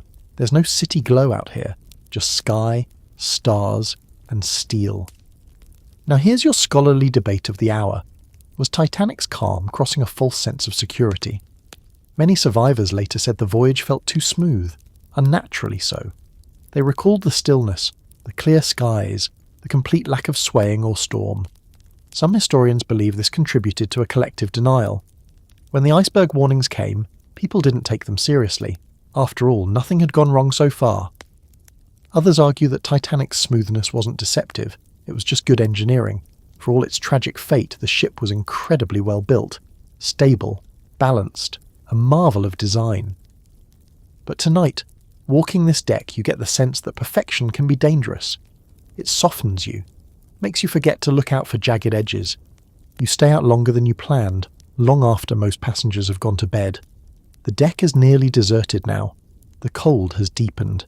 You feel it creeping in around your collar and gloves. The sea is still glassy. The stars are still staring. Eventually you turn back. Your footsteps echo softly. The ship hums beneath you. No one stops you. No one speaks. You reach the doors and step inside, back into warm corridors and soft carpets. The lights are dimmed now. The paintings on the walls look darker than they did before. Quieter, like they're watching you pass. Back in your suite. Your steward has once again turned down your bed. A new chocolate on your pillow. The lamps glow gently. A robe is folded at the foot of the bed with eerie precision. You undress slowly, your hands moving through habit now. You lie down, pull the covers over your shoulders, and stare at the ceiling for a while, listening. No waves, no creaking, just that soft, ever-present hum. You close your eyes, wondering if anyone else is lying awake, thinking about how strange it is to be surrounded by so much comfort, and still feel a ripple of something underneath it all. Like the ship is dreaming, and maybe, just maybe, it's about to wake up. Sunday. You wake slowly, as if the ship has lulled you into a truce with time. Light seeps through the curtains like warm honey, and for a moment you forget where you are. Then the stillness hits you, the kind only possible on a ship this vast and expensive, and you remember. You're still aboard Titanic, and it's Sunday morning. And not just any Sunday. On this ship, even God gets the first-class treatment. Your steward is already there, of course. Not in the room, he'd never. But the moment your feet touch the floor, the knock comes. Tea, toast. A quiet mention that the interdenominational church service will begin shortly in the first-class lounge. You sip your tea slowly, a little amused that even religion here arrives on a silver tray. You get dressed for church, not because you're particularly devout, but because everyone else is going, and nothing says social suicide on a transatlantic voyage quite like being the only person in the dining saloon during divine intercession. The outfit today: grey morning coat, waistcoat, black tie, and gloves. Assembling it feels like preparing for judgment, which, in a way, it is. By 10:30 you're in the first-class lounge, which today has been transformed from a salon of murmured gossip into something resembling a chapel. The room still smells faintly of furniture wax and lilies, but the air has shifted. Even the staff walk slower, more reverently. Benches and chairs have been rearranged into rows, facing a small podium near the fireplace. There's no pulpit. This is a multi-faith service, after all. But a modest wooden stand and a few open hymnals laid out on tables. A steward-turned-organist adjusts his cuffs as he prepares to play. The crowd trickles in, men in formal coats, women in elaborate hats that look like carefully balanced bird nests. It's a riot of black lace, silk gloves, and discreet sideways glances. The Countess of Roths arrives with her mother. Isidore and Ida Strauss sit close together, their hands barely touching. John Jacob Astor and his very young wife find seats near the back, as if they'd prefer not to be too visible, though in that dress, good luck. You take your seat quietly. There's no thunderous sermon, no fire and brimstone, just a calm, pleasant reading from the Book of Psalms and a few well-chosen hymns, including one that always makes someone sniffle in the back, Eternal Father, Strong to Save. the sailor's hymn. You glance around during the verse about those in peril on the sea, wondering if anyone else is thinking the same thing. The pianist starts slow, soft. The hymn echoes gently through the lounge, carried on velvet and quiet breath. And suddenly, something shifts in you, not dramatic. Just a moment, a pause. Because here, in the most luxurious room on the most unsinkable ship, everyone is singing about how fragile life is. Even the billionaires. Here's your historical note of the morning. Yes, there was a real church service held in the first-class lounge on the morning of April 14th, 1912, led by the ship's purser, not a chaplain. Hymn sheets were printed for passengers. Survivors remembered the hymn Eternal Father being sung by nearly all present. And your fringe fact? Not everyone in first class attended. A few of the more progressive socialites, and those with hangovers that could not be prayed away, stayed in their suites or took early strolls on the deck instead. But most came, because Sunday was a performance too. After the service, people disperse politely. Some linger for coffee, others walk quietly toward the promenade, whispering about the readings or pretending they didn't nod off during the second verse of Rock of Ages. You drift back toward the staircase, feeling oddly grounded. You've spent days in this floating fortress of perfection, but now, after a few verses about mortality, you finally feel the ship beneath you, the pulse of it, the fact that it's moving through a world far less polished than the one in here. Outside, the sea is dead calm, mirror smooth, almost suspiciously so. The sunlight hits it like silver, stretching in all directions, interrupted only by the ship's slow wake. You join the stream of well-dressed souls on the promenade deck. The air is still brisk, but gentler than it was the night before. You walk slowly, your shoes tapping the wooden boards, your gloves tucked under your arm, and your thoughts heavier than usual. You pass Clara again. She's staring at the horizon, arms folded, lips tight. "Well," she says without turning, "that was educational." You smile. "You didn't strike me as the church-going type." "I'm not," she says, "but I enjoy watching the devout sit beside the morally flexible and sing the same song. It's very Titanic." You walk together for a while, no real conversation, just shared silence. Every so often you nod to another passenger, someone you danced past or sat near or clinked glasses with. They nod back, the universal language of "yes, I too exist in this gilded simulation." And now for your scholarly debate. Were the religious services on Titanic sincere acts of devotion, or merely social performances? Another item on the first-class agenda. Historians are divided. Some argue the passengers took it seriously, that faith was woven deeply into the Edwardian mindset. Others claim it was mostly theatre, another way to be seen behaving properly, singing properly, sitting upright and moral for 1 hour before returning to gossip and gossip's cousin. Gambling. You can't decide. Maybe it was both. Like everything else on this ship, sincerity and performance walk arm in arm. By midday, you're back in your suite, changing clothes again, because you can't attend luncheon in your church wear. That would be madness. Your steward has already laid out a fresh ensemble, pinstripe trousers, ivory shirt, a cravat so sharp it should come with a safety warning. You pause for a moment before dressing, standing by the window looking out at the ocean. It's still flat, still shimmering, too still. A knock at the door, another envelope and another invitation. Tonight, a formal dinner followed by dancing in the lounge. You exhale slowly, pressing your fingertips to the glass. The Atlantic doesn't even blink. It's Sunday, everything's beautiful, everyone's pretending, and no one can imagine what's coming. You're starting to notice the hidden layers of Titanic, not just the ones beneath your feet, though yes, down there are decks full of coal, boilers, and men working in a kind of choreographed furnace ballet, but the social layers, the ones that move around you quietly, making the illusion of ease possible. After lunch, which you survive with only mild butter fatigue, you decide to explore a part of the ship that rarely gets attention from first-class passengers, the Marconi room. Not because you're particularly interested in wireless technology, but because, frankly, you've heard things, and you want to know if they're true. You take a turn off the usual plush path, no polished oak or silk wall panels down here. The hallway smells less of perfume and more of heated metal and varnish. It's narrower, quieter. You almost feel like you've broken some invisible rule by coming this far, which makes it, of course, infinitely more interesting. The Marconi room, named for the inventor of wireless telegraphy, sits on the boat deck near the bridge. It's locked, of course. But as you loiter nearby, feigning fascination with the wall-mounted lifeboat diagrams, the door opens and out steps a young man in uniform, sleeves rolled up, ink on his fingers. He looks tired, sharp-eyed, young. You blink. "You're not supposed to be here," he says, not unkindly. "I'm not supposed to be here," you reply, smiling. He stares for a beat, then shrugs. "Come on, 5 minutes." You slip inside and suddenly the soft golden haze of Titanic's upper-class experience is replaced with the cold buzz of modernity. The room is small, functional, a desk, a few devices with coils and wires, a key for tapping out messages, and a man sitting with headphones pressed to one ear, pencil poised, scribbling rapidly onto a pad.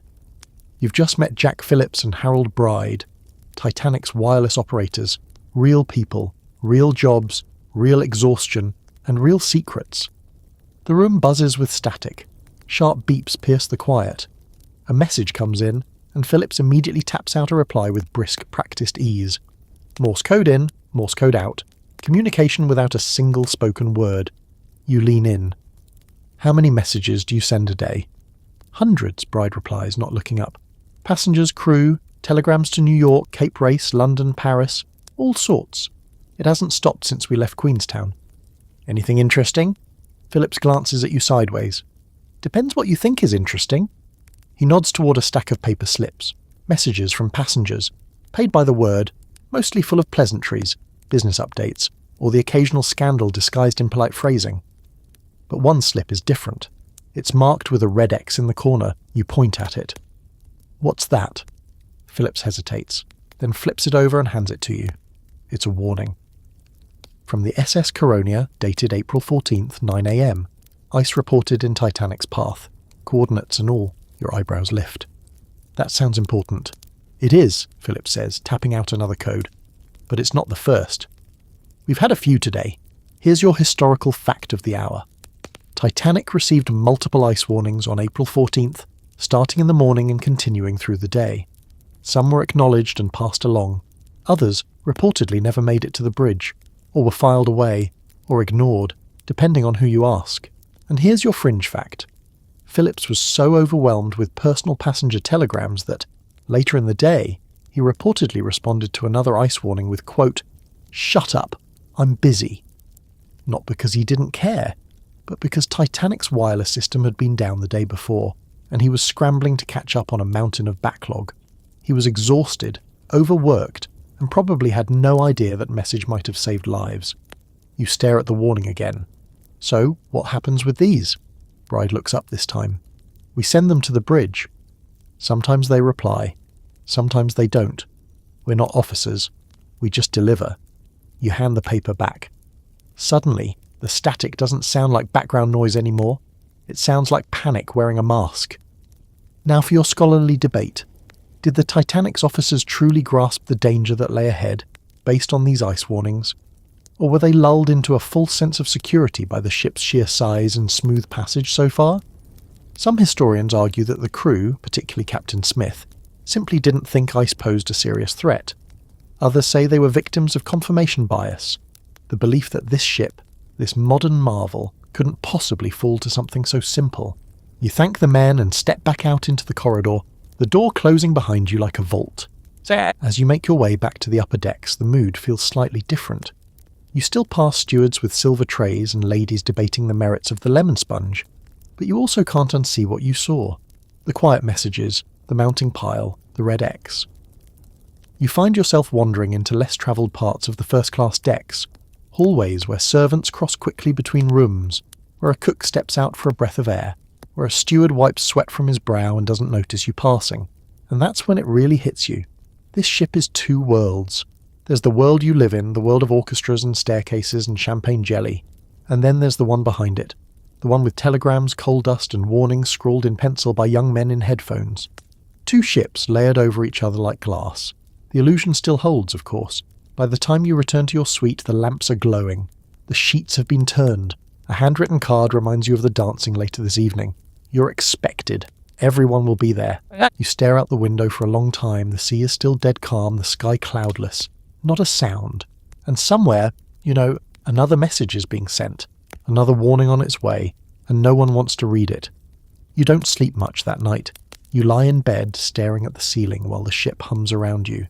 You think of that red X on the telegram, of the quiet panic in the Marconi room. You think of Jack Phillips tapping out a response, shoulders tight, eyes tired, of how much this ship relies on men like him, unseen, unheard, keeping the gears turning behind the gold-trimmed curtain. And suddenly, the luxury feels a little theatrical, not fake, just choreographed. So the next morning you decide to look deeper, not at the ship, not at the passengers, but at the people making the ship happen, the ones you're not supposed to see. It starts simply enough. You leave your suite, skip breakfast for once, shocking, yes, and head down a staircase you don't normally take. You know where the servants' corridors are. Not because they're on the map, but because you've seen the stewards appear and vanish through certain doors like polite ghosts. This time you slip through one just as it's closing behind a linen-wrapped steward. You move quietly, pretending to know where you're going. That's the trick on Titanic. Act like you belong, and people won't question you. Or maybe they just don't care enough to. The corridor on the other side is very different. No velvet, no paintings, just white paint, pipes overhead, and a slight scent of bleach and hot bread. You walk briskly past a pair of maids carrying baskets of folded towels. They glance at you but say nothing. Further down, a steward passes carrying a stack of dishes on a tray balanced perfectly, like a magician's trick. You catch his eye, and for a moment he looks like he wants to ask why you're here. Then he shrugs and keeps moving. You've crossed the line now. You're in the machinery of Titanic's first-class operation, the skeleton beneath the skin, and it is bustling. Men in starched uniforms moving like chess pieces, kitchen staff hurrying with trays of pastries, a boy barely 13 polishing brass fixtures by hand, his rag moving in quick circular precision. No one dawdles, no one speaks unless necessary. It's work, all of it. You step aside as a pair of stewards push a cart loaded with silver dishes down the narrow hallway. One of them chuckles under his breath as they pass. Poor sod up in a 36 choked on a bone last night. Had to fish it out with a dessert fork. You smile, unsure if it's a joke or a fact. It's probably both. Now here's your quirky fact of the day. Titanic had a staff of over 800 crew members, and more than half of them worked in service or hospitality. That's hundreds of people making your tea, fluffing your pillows, folding your napkins, refilling your brandy, and carving your pineapples so artistically you'd swear it had feelings. Each steward was assigned specific cabins and passengers, often remembering details like whether you liked your soup warm or your bath hotter, and they did it all invisibly, with the kind of grace that makes you forget someone has to do it. You round a corner and nearly bump into someone, an older steward, short, wiry, hair grey at the temples. He doesn't flinch, just looks you up and down, amused. "Lost?" he asks. "Curious," you reply. He raises an eyebrow. "Well, you're not supposed to be down here, but I suppose you already know that." He doesn't seem angry, more entertained. You chat for a moment and he introduces himself as Mr. Hemmings. Been with White Star Line for over 15 years, started on the Majestic, worked his way up, knows every corridor on the ship and most of the secrets too. You ask him what it's like working first class. He smirks. "Like dancing for ghosts, sir." They're right in front of you, but you're not supposed to see each other. That one hits. You walk with him for a bit, listening to his stories. About the woman who demanded her bath be emptied and refilled 3 times because the water had the wrong temperament. About the gentleman who ordered champagne at 3 a.m, then fell asleep before it arrived. So the steward stood there in silence for half an hour before quietly pouring it into the sink. "Do you ever get tired of it?" you ask.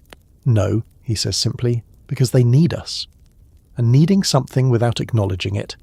He smiles. That's a very specific kind of power, isn't it? Here's your scholarly debate for today. Were the servants of Titanic oppressed cogs in a machine, or skilled artists of survival within a rigid class system? Some say they were exploited, underpaid, overworked, treated like scenery. Others argue they wielded their own subtle influence. They knew everything, heard everything, saw everything, and their invisibility gave them an edge. They could choose when to speak and, more importantly, when not to.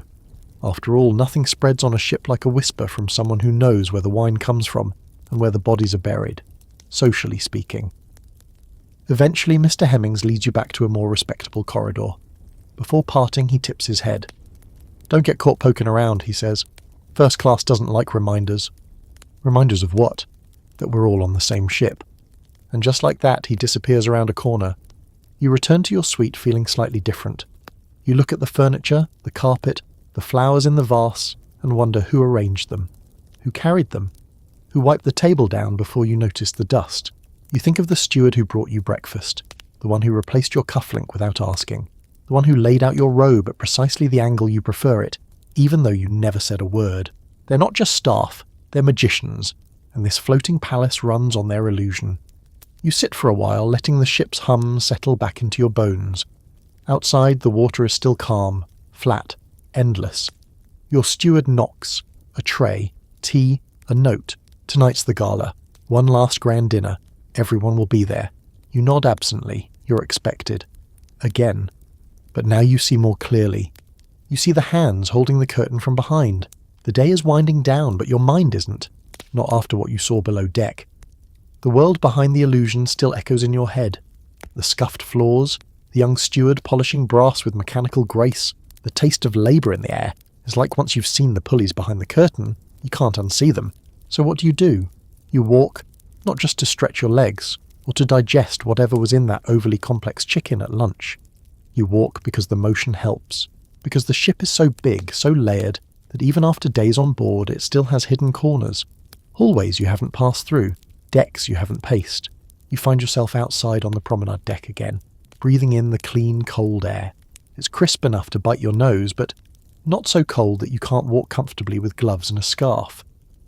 You pass a few other passengers, ladies in wide hats, men with canes they clearly don't need, all of them bundled and smiling politely as they stroll. A nod here, a murmur of lovely evening, everyone pretending to be relaxed. But not far off, tucked along the railing, is a man who is not pretending. He's green, not figuratively, not with envy, literally green, pale, sweaty, and clearly engaged in an emotional negotiation with his stomach. He's clutching the rail as if it's the only thing keeping him attached to the earth, or at least to the deck. You slow your steps. You know this look. Seasickness. Ah, yes, the one thing money can't bribe. Gravity meet ego. You stop beside him, offering your handkerchief in that classic first-class gesture of nonchalant pity. You all right?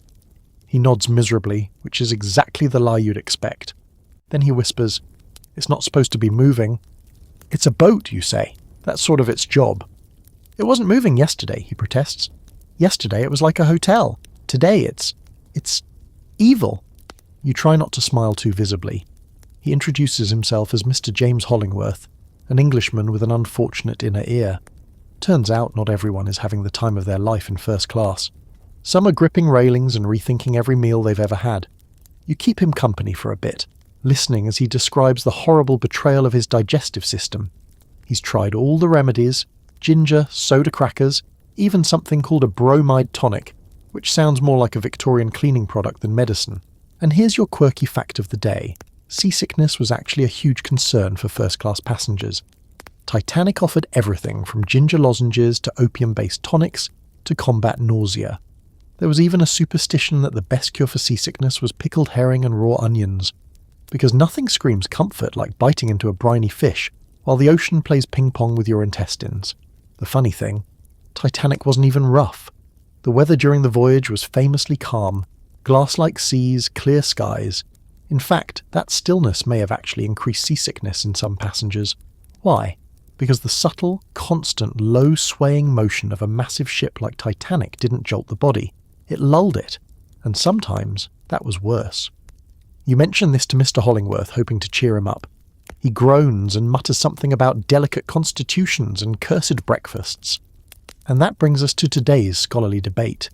Did Edwardian remedies for seasickness work, or were they mostly superstitions wrapped in sugar and opium? Historians are divided. Some claim the tonics did help, especially the ones laced with morphine. Others believe it was all psychosomatic, and that most passengers simply endured it as best they could. After all, vomiting was considered a very undignified activity, particularly in front of ladies wearing hats large enough to need their own stateroom. You leave Mr. Hollingworth with a promise to check in on him later, and a polite lie that he looks much better already. He does not. You continue your walk around the deck, the breeze clearing your head. The sea is unnervingly flat, reflecting the sky like dark glass. You wonder if it's always this calm out here, or if the ship is sailing through some unspoken stillness. Eventually, you wander back inside and find yourself in a place you hadn't noticed before, a first-class lounge nook near the Café Parisien, where a few passengers are gathered in informal conversation. You pause, listening. They're debating seasickness. Of course. "I've never once been ill at sea," boasts one man, clearly proud of his stomach's imperial strength. "That's because you're too dense to sway," a woman replies sweetly. Another woman, American, loud and joyfully irreverent, chimes in with her own cure. "Put a cold cabbage leaf in each shoe and walk backward for 10 minutes. Everyone laughs. No one dares question her sincerity. You join the conversation casually, and soon the group begins trading travel stories. Trains that jolted like they were galloping, ships that pitched so violently the soup hit the ceiling. Someone describes a crossing on the Lusitania where the dining room was tilted at a 30-degree angle, and passengers just ate with one foot on the wall. The stories get bigger, bolder, the kind of one-upmanship only the extremely wealthy and mildly bored can perform without effort. You hold your own, throwing in a half-true tale about a storm in the Bay of Biscay and a steward who didn't spill a single drop of brandy. Eventually, the conversation shifts. The group disbands for tea or promenades or naps, and you're left again with the hum of the ship beneath your feet and a strange thought in your head. Everything here is managed, curated, smoothed over, even the chaos, even illness. Someone, somewhere has a plan for it all, and yet, as you return to your suite, passing fresh flowers, another steward nodding, another hallway that still smells like linen and lemon oil, you can't help but wonder, what happens when something slips through the cracks? What happens when the hum stops? Your steward greets you with the usual quiet efficiency.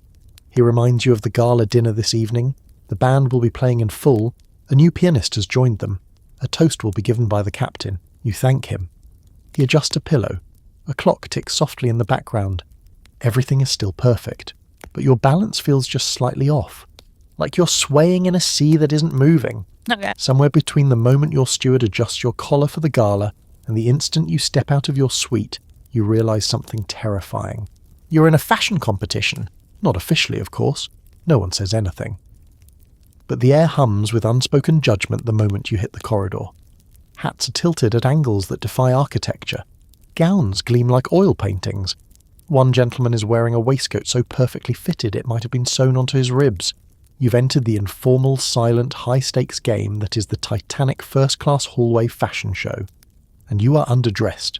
You're technically appropriate. You're in formal evening wear, black tailcoat, white peak vest, white tie, gleaming shirt studs. But somehow, standing next to these people, you feel like you're wearing a potato sack and praying no one notices. One woman glides past you in a deep emerald gown with beadwork that probably required its own train ticket. Her gloves are pearl-coloured and elbow-length, and her hair is pinned in a soft crown, glittering with what you hope is costume jewellery. It's not. She doesn't even look at you, which on this ship is a form of critique. You take the stairs slowly, partly to savour the moment, and partly because you're watching everyone else's outfits out of the corner of your eye. On the landing, a gentleman adjusts his monocle as if preparing for battle. Below him, two young debutantes whisper about someone's shoes with the intensity of wartime code breakers. And then it hits you. The ship is full of runways.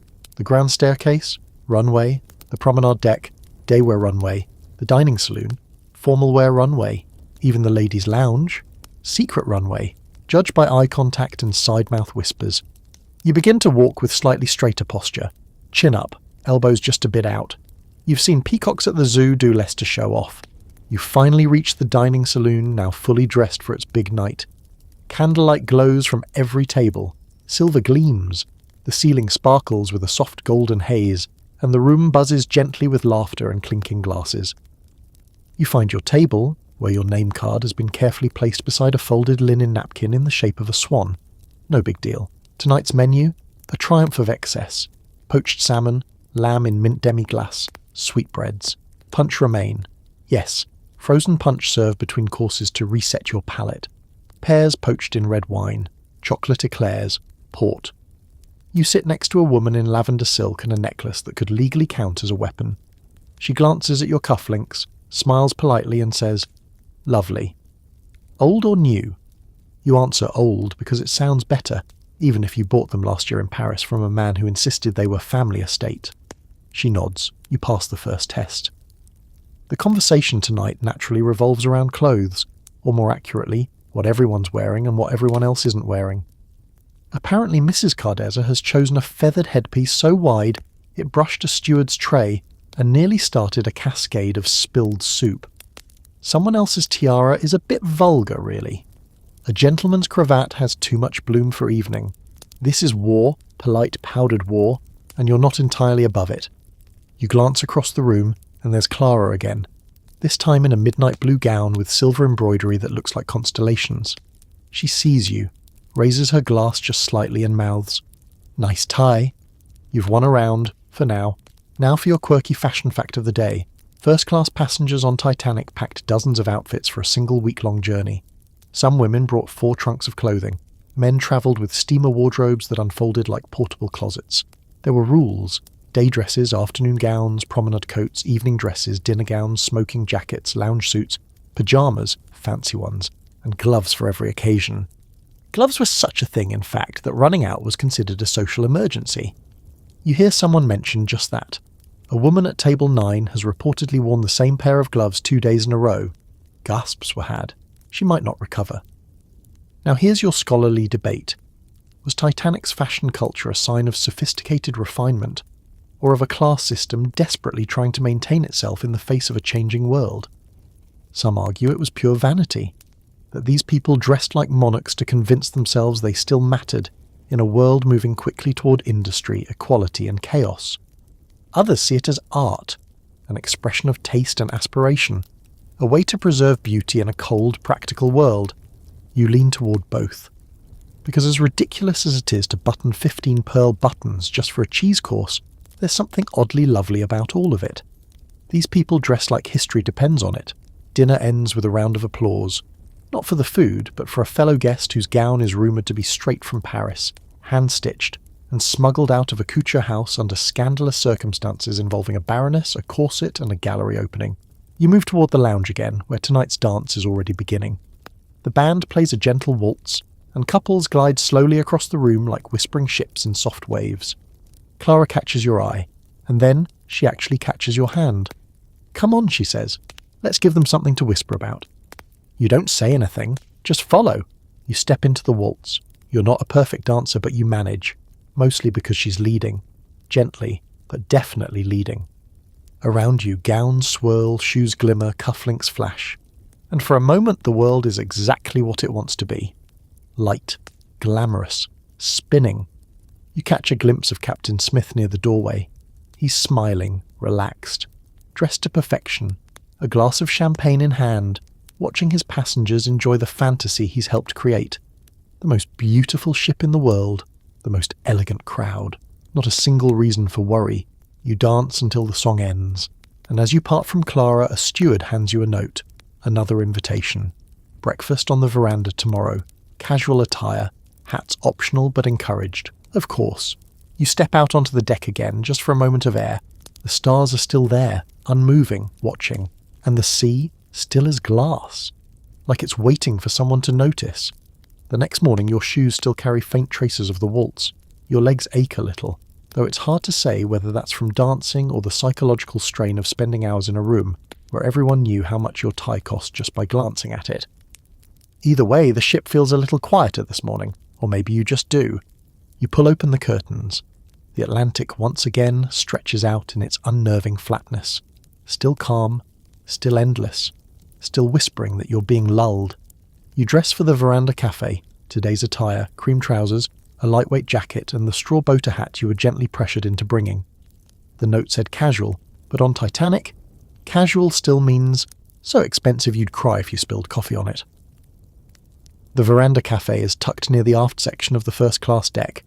It's a bright, glass-enclosed room with trellised walls, potted palms, and wicker chairs that creak politely when you sit. Sunlight floods the space like someone's thrown open the curtains on a stage.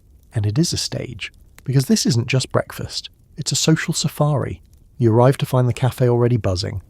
A table of women in soft pastel day dresses are passing around a fruit bowl while discussing someone's recent faux pas involving a misplaced monogram.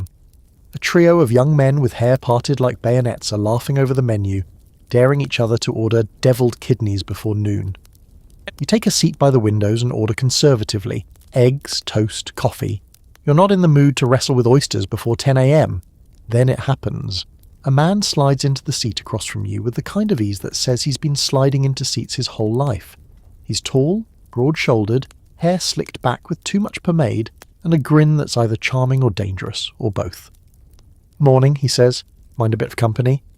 You shake your head, mostly because he's already pouring himself a coffee from your pot. "Name's Blackwell," he adds, extending a hand. "Elliot Blackwell. Sugar magnate." You raise an eyebrow. "You're sugar magnate, or you just travel under that title?" He laughs. "Both." You learn quickly that Mr. Blackwell is a professional in two things: making money and telling stories about making money.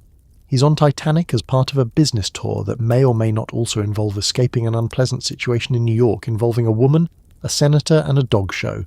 You talk, he charms, he brags, he offers you a cigar before breakfast. You decline. No. And then, without much prompting, he invites you to a poker game that evening.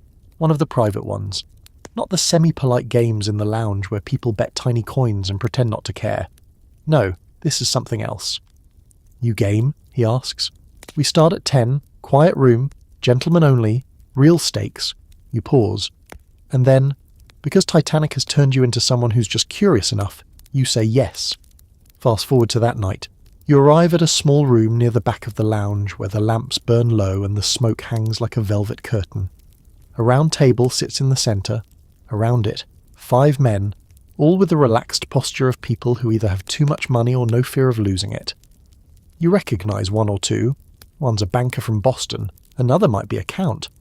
The rest are just names whispered in the dining saloon. Blackwell waves you over. "Buy-in's £50. You don't flinch, which is good because you've just agreed to gamble the cost of a small automobile. The cards are crisp, the chips heavy, the silence thick. This isn't a loud game. No shouting, no dramatics. Just flicks of cards, murmured bets, the occasional sip of brandy. These men play like they're negotiating territory, not gambling. You lose the first hand, win the second, fold the third. Slowly, you find a rhythm. Blackwell keeps the table entertained, dropping stories about sugar plantations in Cuba and backroom deals in Chicago. The others mostly listen, smile, and keep their eyes on the pot. It's a gentleman's game, sure, but only because everyone here knows how to play with a knife behind the smile. Here's your quirky fact. Titanic had a number of unofficial high-stakes poker games during its voyage. While the ship had designated card rooms for polite games like bridge and whist, the real action often happened off the books, in private suites, behind closed doors, with stakes high enough to raise eyebrows even in first class. One of the rumoured games, a man lost his family's entire silver mine holdings in Nevada after 4 hours and 2 bad cigars. Whether it's true or not, no one could confirm, which means it definitely happened. The game continues past midnight. Chips clink, cards fly. Blackwell begins to lose, subtly at first, then more obviously. He blames the ship's motion, the humidity, the brandy. Then he folds twice in a row and mutters something about bad omens. Eventually, one of the other men clears his throat and excuses himself, having won more than anyone's comfortable acknowledging. The table breaks up slowly. You've lost a little, won a little, but more than anything, you've seen something. A different kind of first class. One that doesn't walk the promenade or show up in the lounge. These men aren't peacocks, they're sharks, and they don't need to be noticed to be dangerous. As you step back into the corridor, the ship is quiet. Everyone's asleep, or pretending to be. You walk alone toward your suite, passing rows of closed doors, each one guarding a different version of first class. The socialites, the heiresses, the newlyweds, the liars, the deal-makers, the fortune hunters, the ones who really belong here, and the ones who are just trying not to get caught. Here's your scholarly debate to sleep on.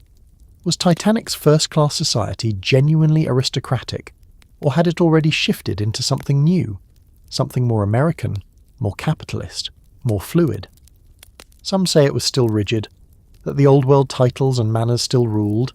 Others say Titanic marked the beginning of the modern elite, men who made fortunes instead of inheriting them, women who social climbed with clever marriages and dazzling wardrobes. Tonight, Walking back to your room with the scent of brandy in your clothes and just enough coins in your pocket to feel lucky, you lean toward the second. This ship is a masquerade. Everyone's wearing something, and not everyone's bluffing. You wake up a little later than usual, and with good reason. Last night's poker game clings to you like cigar smoke and regret. You didn't lose much, financially at least, but something about the game still lingers. The way those men played, the way their expressions never cracked, like they'd been born at the table, cards in hand, bets in their blood. Still, you're not in the mood to dwell. Not today. You dress leisurely. Soft shirt, dark waistcoat, no tie. A scandal, perhaps, but you're not going anywhere official this morning. Besides, your name isn't on any lunch guest lists, and you haven't received an invitation in a few hours. You're practically invisible, which is exactly what you want. You decide to slip off to the veranda cafe again, this time not for fashion or society, but for food. Comfort food, eggs, toast, coffee you can pour yourself without someone evaluating the arc of your wrist. Just a simple breakfast wrapped in wicker and sunshine. But when you arrive, you discover that the cafe is less of a peaceful haven today and more of a social beehive. The table in the corner, that table, is full. Not of the usual dainty laughing tea drinkers, but a mix of men and women all leaning in toward one another like something juicy just dropped. You hesitate, just for a moment. Then you casually order your breakfast, settle near enough to hear, and let your ears do what they do best. Eavesdrop. Turns out you've wandered into gossip at its most caffeinated. And the subject? Scandal. Apparently, allegedly, a very married gentleman in cabin B-72 was seen sneaking into the veranda cafe around 1 a.m. last night, wearing only a dressing gown and what one particularly animated woman described as suspiciously smug slippers. He wasn't alone. His guest. A lady not listed under his cabin's official reservation, or any cabins for that matter. A friend of the family, someone adds with a smirk. The coffee gets poured with a little more enthusiasm after that. One man suggests too loudly that the ship's stewards are far too discreet, and maybe that's the real luxury on Titanic. Privacy disguised as service. Another raises an eyebrow. I'd say the real luxury is lobster toast at 2 a.m. Yes, lobster toast. That's what the couple reportedly ordered during their not-so-secret midnight rendezvous. Nothing says, "Don't worry, dear," like shellfish served in silence while wearing someone else's perfume. Here's your quirky fringe fact of the morning. The Veranda Cafe did offer late-night service to first-class passengers, especially those returning from the smoking room, dancing, or, as in this case, doing a bit of unscheduled promenading. Its menu included cold meats, cheeses, dainty sandwiches, oysters, and yes, lobster toast. Because why not romance someone with a crustacean canapé? As you sip your own coffee, you notice the conversation shifting from whispered scandal to more playful curiosity. Who else might be engaged in such affairs? Who's married in name only? Who's travelling under an alias? Everyone has theories. Some are likely true, others are pure theatre. And here's the thing, no one seems shocked. Entertained? Absolutely. But not scandalised. That's the quiet truth of first class. As long as you're charming and discreet, almost anything is forgivable. Affairs, secret liaisons, midnight snacks with the wrong person. It's not about what you do, it's about how elegantly you do it. You finish breakfast, thank the steward, and make your way to the promenade deck. A bit of air feels right after all that innuendo and lemon curd. The deck is sparsely populated this morning, most passengers still at breakfast or enjoying a mid-morning nap in one of the lounges. You pass only a few others. One woman in a walking coat and veil nods politely as she passes. A man with a camera is attempting to photograph the perfectly flat sea, probably trying to capture the way it looks like wet glass. You pause, lean on the railing, and let your thoughts wander. Here's your scholarly debate for the day. Was Titanic's first class truly as morally upright as it presented, or was it simply better at hiding its vices? Some historians argue that the Edwardian elite lived under strict social codes, honour, propriety, marriage, etiquette. Others say those rules only applied in public, and behind closed doors, or curtained verandas, anything went. Honestly, after last night's poker and this morning's lobster whisperings, you're leaning toward the latter. The deck is quiet. So quiet that you start to hear the low mechanical thrum of the engines again, faint but constant. It's been easy to forget there's an entire mechanical beast under your feet, grinding, spinning, burning coal to keep this floating hotel alive. You wonder if anyone below deck knows, or cares, about the dramas playing out above them. The illicit flirtations, the fashion critiques, the careful manoeuvring over tea and scones. You doubt it. They've got enough to deal with. Sweat, soot, gears. While you worry about social grace and who wore what, someone else is shoveling coal into a fire so you can have hot water for your shave. That thought sits with you longer than expected. You pass by the cafe again on your way back inside. It's emptier now, the gossips dispersed, their secrets left swirling in the lingering scent of baked bread and warm cream. And sitting at a corner table all alone is the woman in the emerald dress, the one rumoured to be at the centre of this morning's scandal. She looks serene, not ashamed, not flustered. She's sipping her tea, reading a book, unbothered. She glances up, catches you looking and smiles. Not flirtatiously, just knowingly, like she's seen this entire ship with all its pretense and glitter and already filed it under amusing. You smile back, because honestly, good for her. Back in your suite, your steward has refreshed the linens, polished the mirror and left a small handwritten note on your dressing table. It's a poem, short, anonymous, a joke maybe, or a flirtation, or both. It reads, "Midnight strolls and silver toast, secrets serve the ship the most. Gowns may shimmer, cuffs may gleam, but scandal's always served with cream." You stare at it for a long moment, then fold it neatly and slide it into your jacket pocket. Because on this ship you never know when a good poem might be useful. You spend the afternoon pretending you're doing nothing, which on the Titanic is its own full-time occupation. A little time in the lounge pretending to read the Times. A short visit to the library where you pick up a travelogue about Egypt that you have no intention of finishing. Then back to your suite for a brief rest, which turns into lying on your fainting couch, wondering what it would be like to live like this forever. You already know the answer. It would rot you in the most beautiful way possible. Around 4 o'clock, with the ship bathed in a lazy gold light, you decide to take a different turn. Enough of the art lectures and musical recitals. Enough lounging and posing. You want something weirder. And Titanic, because she always delivers, gives you exactly that. You step out onto B-deck and run into a man you vaguely recognise from one of the lunches. He's holding a leash. At the end of it, a small, outrageously fluffy Pomeranian wearing a jewelled collar. The dog stares at you like it owns land in Monaco. "Oh, hello," the man says, not even bothering to introduce himself before launching into a monologue. "This is Lady Antoinette." She doesn't respond to commands, only compliments. Don't attempt to pet her unless you've been vetted by her. You nod solemnly, as if this all makes sense. "I'm taking her for her afternoon constitutional," he adds. "Deck walk, then back for chopped chicken breast and a rub down." The dog yawns, and just like that your afternoon takes a left turn into the bizarre world of pets aboard the Titanic. Because there were many. You walk with him for a bit, and he casually starts listing off names. There's a French bulldog named Gamin de Pécaume, apparently owned by a socialite who plays piano by ear. A pair of Airedale Terriers belonging to a Pennsylvania couple, who reportedly brought more luggage for the dogs than for themselves. And someone, no one knows who, allegedly smuggled a cat into a second-class cabin and passed it off as a decorative fur wrap. Here's your quirky fact of the day. Titanic had a kennel. An actual, formal, supervised kennel for first-class pets. It was located on F-deck near the forward part of the ship, and included everything from feeding schedules to exercise walks. There was even a rumoured plan for a pet parade to take place on the promenade deck before arrival in New York. Whether this was real or just a glorious joke, we'll never know. You thank the man for the impromptu tour and continue your stroll, and now you start to notice tiny signs of life you'd overlooked before. A steward passing discreetly with a small tray of cooked meat. Destination unknown.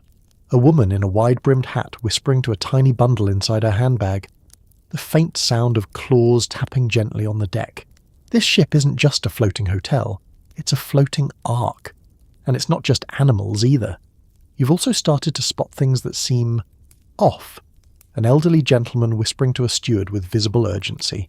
A younger man pacing alone near the rail, muttering to himself. A couple arguing quietly near the card room. Something about lifeboats, though you can't quite make out the details. It's nothing, probably. Nerves. Boredom. People have been at sea for 5 days now. Even luxury gets tiring eventually, but still, it prickles at you. Later in the day, you wander into the library again. It's empty, save for a steward dusting the shelves, and a woman seated in the corner with a stack of letters. She looks up as you enter, then returns to her writing. You browse the shelves, mostly travelogues, poetry, and the odd technical volume about bridge building or mining. The books smell faintly of salt and ink. You pull one down and flip through it. The Gentleman's Companion, filled with outdated advice on how to tip servants and avoid low-quality armchairs. You put it back. On a small table by the wall is a guest book, left open for passengers to sign. You lean over, skim the names, a few famous ones, some doodles. One entry just reads, "The sea is calm, but people are not. You're not sure if it's poetry or prophecy. Here's your scholarly debate for the day." Was the Titanic's cultural microcosm just a portrait of Edwardian society, or a distorted, amplified version of it? Some argue the ship was an honest mirror. The classes, the etiquette, the absurd attention to appearances, exactly what you'd find on land. Others believe it was an exaggeration, a floating fantasy meant to flatter and comfort the wealthy before they return to the real world. You're torn, it feels real, but sometimes it also feels like a test, as if the ship is watching you, waiting to see how long you can pretend everything's perfect before something gives. Even the animals seem to know something's off. You spot the Pomeranian again later, snoozing on a deck chair wrapped in a cashmere throw. Nearby, a terrier sits up alert, ears pricked, watching the sky. Back in your suite, your steward has brought you a cup of strong tea and a small plate of currant scones. He sets it down, says nothing, but lingers just a second too long before leaving. And now you notice, he looks tired, not exhausted, just thinned. You sit down, sip your tea and stare out the window. The light is fading now, turning the sea from silver to pewter. The surface is still too smooth, the sky too cloudless. It's the kind of calm that makes you squint at the horizon, looking for the catch. And just then, in the distance, you see something move. A shadow maybe, a bird, a trick of the light. But then it's gone. You rub your eyes, suddenly uncertain. Dinner is coming soon. Another round of dress, dine, dazzle, and disappear. But before you leave, you take the folded note from your pocket, the one from this morning, written in a stranger's hand, and you read it again. Gowns may shimmer, cuffs may gleam, but scandal's always served with cream. You flip it over. On the back, someone has added a new line in smaller script. And when the sea begins to talk, start listening.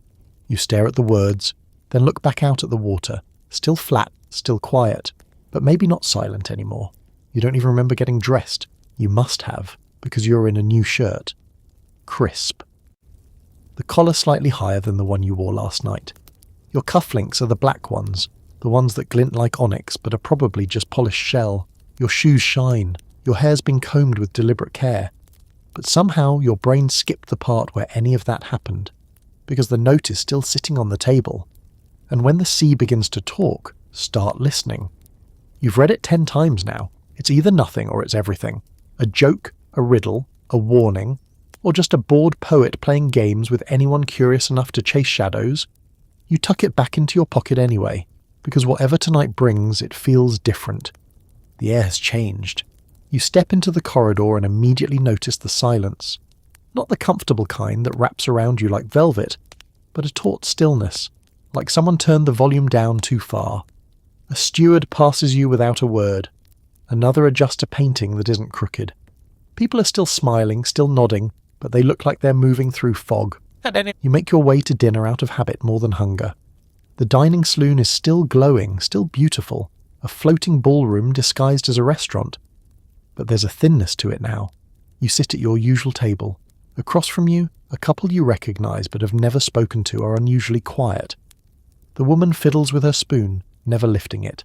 The man stares straight ahead like he's trying to remember something important he forgot to do.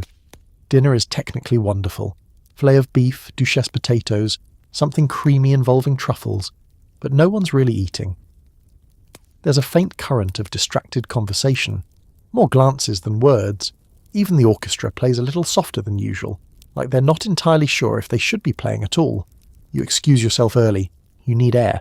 You climb the stairs toward the upper deck, past a cluster of stewards speaking in hushed tones. You catch one phrase. Captain doesn't want to alarm anyone.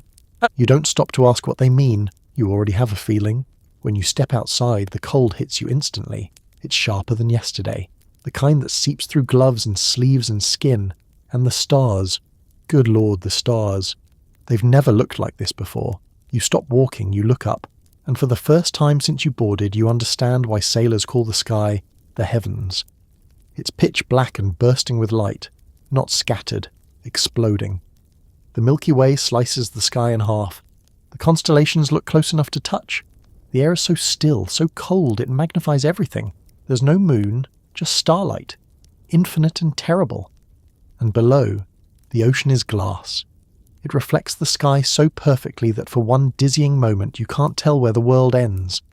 You're suspended between stars above and stars below, and you realize just how far from land you really are. You aren't walking on water, you're walking on a dream of water, and that's when you hear it, just barely. A soft, distant crunch. It doesn't belong, it doesn't echo, it doesn't repeat. You turn toward the sound, squinting into the night, but there's nothing. Just the rail, the darkness, and that vast field of mirrored stars. You keep walking, not sure why, just following the chill. You pass another passenger, a man in a heavy coat, arms folded tight. He murmurs, "Did you feel that?" You stop. "No," you say. "What?" He shakes his head. "I don't know." A shift, like something underneath. The two of you stand there for a moment, listening to a silence that feels suddenly crowded. You glance around. The deck is nearly empty, just a few others scattered along the rail. No laughter, no footsteps, just the hum of the engines. And even that seems less certain tonight. Here's your historical fact. On the night of April 14th, 1912, at approximately 11:40 p.m., the Titanic struck an iceberg in the North Atlantic. Most first-class passengers didn't feel it as anything more than a faint vibration or odd shudder. Some thought it was just a change in engine rhythm. Some didn't notice it at all, but others, just a few, felt it before they saw it. A moment when the ship seemed to exhale and not breathe in again. You begin to walk back toward the stairwell, uneasy now. The cold seems colder, the air too still, every noise too crisp. You enter the corridor again, and this time there's movement. Stewards, two of them walking fast. One is carrying something, a folded coat. No, a bundle of blankets. They pass without acknowledging you, heads down, faces drawn. Something is happening. You make it back to your suite. Everything's normal. Lights on, bed turned down, a new mint on the pillow, but there's a new note on your dressing table. You open it, expecting another poem, but it's different. Typed, not handwritten, and it reads, "For your comfort, we ask that passengers remain in their cabins while the crew performs a routine inspection. There is no cause for concern. Warm clothing is recommended if venturing on deck. Routine inspection. That's not how they talk on this ship. You sit down. The ship hums beneath you, still steady, still smooth, but the silence is no longer comforting. It feels like a held breath. And your own breath catches a little too, because you can't stop hearing that line. When the sea begins to talk, start listening. You pull your coat from the hook. You fold the note and slip it into your pocket. You open your cabin door and step out into a hallway full of quiet footsteps and stewards who have stopped making eye contact. Something is happening, and no one will say it out loud. The hallway feels longer than usual. Not physically, nothing's changed really.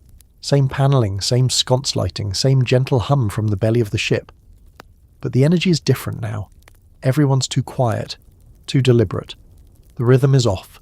You pass two women whispering near a stairwell. One is in slippers, the other's in a fur wrap over her nightgown. Not a combination you expect to see outside of a fever dream or a badly timed costume party. They stop talking when you get close. You offer a nod, they don't nod back.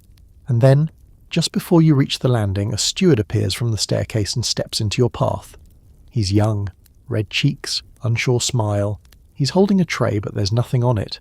You both pause. "Evening, sir," he says, too politely. You raise an eyebrow. "Evening. Everything all right?" He hesitates, that tiny crack in the script. "Just a bit of ice on deck, sir. Captain's being cautious. Nothing to worry about." "Ah, yes. The British gift for understatement." You give him a small smile. "I heard a sound earlier. Like something scraping?" He nods too quickly. "Might have been the hull." "Sometimes we brush a bit of pack ice. Perfectly routine. Just a scuff. Like this ship could be scratched." You let him go, but the way he disappears down the hall, fast, chin tucked, says more than anything he could have admitted. You reach the stairwell and ascend toward the boat deck. This time, No one stops you, and the moment you step outside, you feel it. The cold isn't cold anymore. It's brutal, Arctic, the kind that sears your nostrils and bites into the corners of your eyes. It's not like the crisp evening chill from before. This feels like stepping into another world, and it's quiet, not peaceful, dead. The stars are brighter than ever. Too bright, honestly. They don't twinkle. They stare, like thousands of eyes blinking in unison. The sea still looks like black glass, smooth and merciless, but now you see it for what it is, an illusion of calm. You move to the starboard rail where a few others have gathered.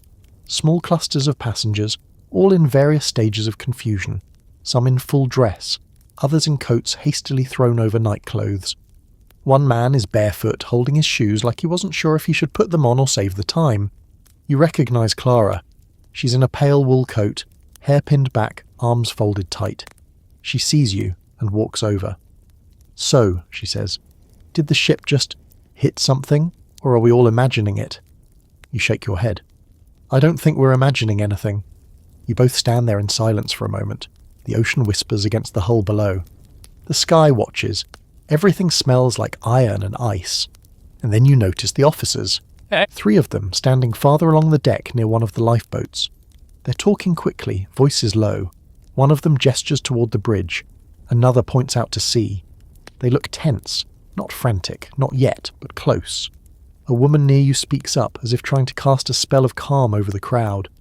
"I'm sure it's nothing. We're just being overly cautious. These ships are built to stay afloat, even if 4 compartments flood. 4 compartments. You've heard that number before. It's in the brochures. The Titanic can stay afloat with 4 flooded compartments. That's the design. That's the marketing. But what if it's 5? You don't say it. Not yet. Instead, you follow the growing movement of passengers drifting toward the higher decks. Some are curious, some concerned, others clearly irritated, the way only very wealthy people can be when something dares to disrupt their comfort. And here's your historical fact. After Titanic struck the iceberg at 11:40 p.m, many passengers didn't believe anything serious had happened. Some thought it was a drill. Some went back to their cabins. The ship didn't list, didn't lurch, didn't scream. It just kept moving, slower, yes, but steady. That's what made it so eerie and deadly. You pass another steward carrying a stack of life vests. He's trying to act like it's nothing, but his hands are shaking. You stop him. "Should we be concerned?" He hesitates just long enough to answer the question. "Just a precaution, sir," Captain's orders. "Best to come up top for now," Clara snorts. Precaution's a word we've heard a lot tonight. You accept a vest and sling it over your arm. It's bulky, oddly shaped, made of cork and canvas, ugly, in that way only something actually useful ever is. And here's your fringe fact of the evening. Life vests on the Titanic were not particularly comfortable or elegant. Some passengers refused to wear them at first, considering them undignified. A few were even heard joking about accessorizing them with pearls. You pull yours on, just in case. More people are appearing now. Some ask questions. Others get answers that feel too polished. One man, clearly sceptical, asks a passing officer, "We're not actually sinking, are we?" The officer smiles. "No, sir." The ship is absolutely safe. He walks away before anyone can ask what safe really means. Here's your scholarly debate to ponder. Did the crew of Titanic intentionally downplay the danger to avoid panic? Or did they genuinely believe the ship would stay afloat? Some say it was calculated calm. They didn't want a stampede. Others believe many crew members honestly didn't know how bad it was. Information moved slowly. Orders were fragmented. Even the officers may have been guessing in the dark. You watch as one of the lifeboats is uncovered. The davits creak softly as they're swung out over the side. A steward steps forward and calls for ladies to board. It's quiet chaos now, no shouting, no panic. But everything is moving. Clara turns to you. "This is happening, isn't it?" You nod. And for the first time, the first-class illusion fractures. Not in a dramatic crash of glass and fire, but in a soft, deliberate shift. The gowns are still perfect. The hair is still pinned. The coats are still fur-lined. But the fear is real now, and it's seeping in through the seams. You grip the rail, staring out into the black. Somewhere out there, the iceberg floats, silent, smug, invisible now. It's done its job. You don't know how much time is left, but you know the performance is over. You've never heard silence like this. Not even in the lounges when the pianists rest their fingers and the lights are dimmed. Not even in your suite at night, when the ship hums gently and the walls keep the ocean out. This is a different silence. The kind that's not empty but full, heavy, tight. Like the air has weight, and every breath costs you something. You're on the boat deck now, under a sky you can't stop staring at, surrounded by people dressed for dinner and death in equal measure. The first of the lifeboats is being lowered, slowly, cautiously, like it's part of a demonstration rather than an emergency. Nobody wants to say it. But you all know, you're on a sinking ship. You can see it now if you look closely. The tilt, barely noticeable, but it's there. The deck slants just slightly forward, like the bow is bowing to something deep and inevitable. You and Clara stand near the rail, holding your life jackets, not wearing them yet. That final gesture still feels too real, too irreversible. Down below, stewards are knocking on doors, some passengers are resisting, others are already dressed and waiting. You hear fragments of sentences drifting up from the promenade level. Says it's just a drill. I want to speak to the captain directly. My jewellery. I left it in. There's a strange dignity in the way first class is falling apart. No screaming, no pushing, just a quiet unravelling, as if everyone knows the rules, and even the end must follow etiquette. And then comes the sound that cuts through it all. A woman's voice, not loud, but sharp, strained, laced with something ancient. "Where is he? He said he would come back." Everyone turns. A lady in a silver evening dress stumbles toward the rail, one glove on, the other clutched in her hand like it might turn into something useful if she squeezes it hard enough. Her eyes scan the crowd like she's looking for someone who isn't there. No one moves. No one knows what to say. And then a steward steps in, gently, quietly, leading her away with soft hands and practiced grief. Clara exhales slowly. I've never seen rich people look so human. You nod. And not because it's funny, but because it's true. You remember the poker games, the lobster scandals, the feathered hats wider than some lifeboats. All of that now stripped bare in the cold. The orchestra begins playing. Yes, they really do. They set up near the entrance to the first-class lounge. A string quartet dressed neatly, hands trembling just slightly as they lift their instruments. The first song is soft, slow, autumn. A few people gather near, listening, as if music will reverse what's coming. Here's your historical fact. Titanic's musicians famously played on deck as the ship sank. It's debated whether they played Nearer My God to Thee or something else. Different survivors recalled different songs, but the music happened. For hours. Not because anyone asked them to, but because it was the only thing they could do. And your fringe fact? The musicians were not technically part of the ship's crew. They were contracted employees through an entertainment agency. So when the ship went down, none of them were officially listed as crew or passengers. They were in between, and they all died. You feel the ship shift again, just a little more, and now people are climbing into lifeboats, mostly women and children, some of them calm, some pale and blank-eyed. A few cling to their husbands until the last possible moment, only stepping into the boats after being pulled gently, or firmly, by officers trying to keep the order from collapsing. You move toward boat 6, Clara beside you. Ladies only, a crewman says automatically. Clara turns to you. I'm not going without you. Clara. No. You pause. The night is colder now, as if time itself is beginning to freeze. You both watch as Isidor Strauss, one of the richest men on the ship, steps aside to let his wife Ida board. She refuses. She stays with him. A quiet decision made without fanfare, without drama. They sit together on a bench and watch the lifeboats go. And here's your scholarly debate. Was the women and children first rule a noble code, or a classist, outdated practice that cost hundreds of lives? Historians still argue. Some say it was chivalry in its purest form. Others say it prioritised appearances over practicality, that many women were put into boats half empty, while strong, able-bodied men who could have helped row or guide were left behind. In some boats, the officers had to force women aboard to get them to leave their husbands. In others, no one filled the seats, out of confusion, out of denial, out of pride. You and Clara hover near the rail, staring down at the boats disappearing into black water, each one carrying fewer people than it could, each one bobbing farther away from the ship like a paper lantern, drifting down a dark river. You finally speak. Go. No. Please. No. You grab her shoulders. Clara, If you stay, you might die. Her eyes burn. If you stay, I will. You say nothing. And then, before either of you can argue again, someone behind you shouts, "Ice! On the deck!" You both turn. Sure enough, toward the bow, a cluster of passengers are pointing. Tiny shards of ice are scattered along the walkway, sparkling like glass, catching the starlight. Some people are laughing, picking them up, taking photos. They think it's charming, and they don't realise it's fallout from a wound the ship will not recover from. Clara tightens her grip on your hand. "I'm not leaving you." You don't push it anymore, because maybe you don't want her to. Time bends after that. You don't remember exactly how long you stand there. The ship lists slightly more. Another boat goes down. You see the captain now, his face pale and still. He's speaking to someone in uniform. No yelling. Just a steady stream of orders. He tips his hat to a woman as she walks past. He looks like a man watching his own house burn down in perfect silence. The orchestra shifts to a hymn, and that's when it really sinks in. This isn't dinner delayed, this isn't a precaution. This is the end of something beautiful, not just a ship, but a world. The deck tilts a little more. Not enough to panic, not enough to fall, but enough that you finally understand, deep in your bones, that this is no longer a crisis to manage. It's a conclusion. The ship is dying. Slowly. Gracefully even. Like everything else in first class, she intends to go down with manners. You and Clara are still standing near the rail, holding each other's hands like lifelines.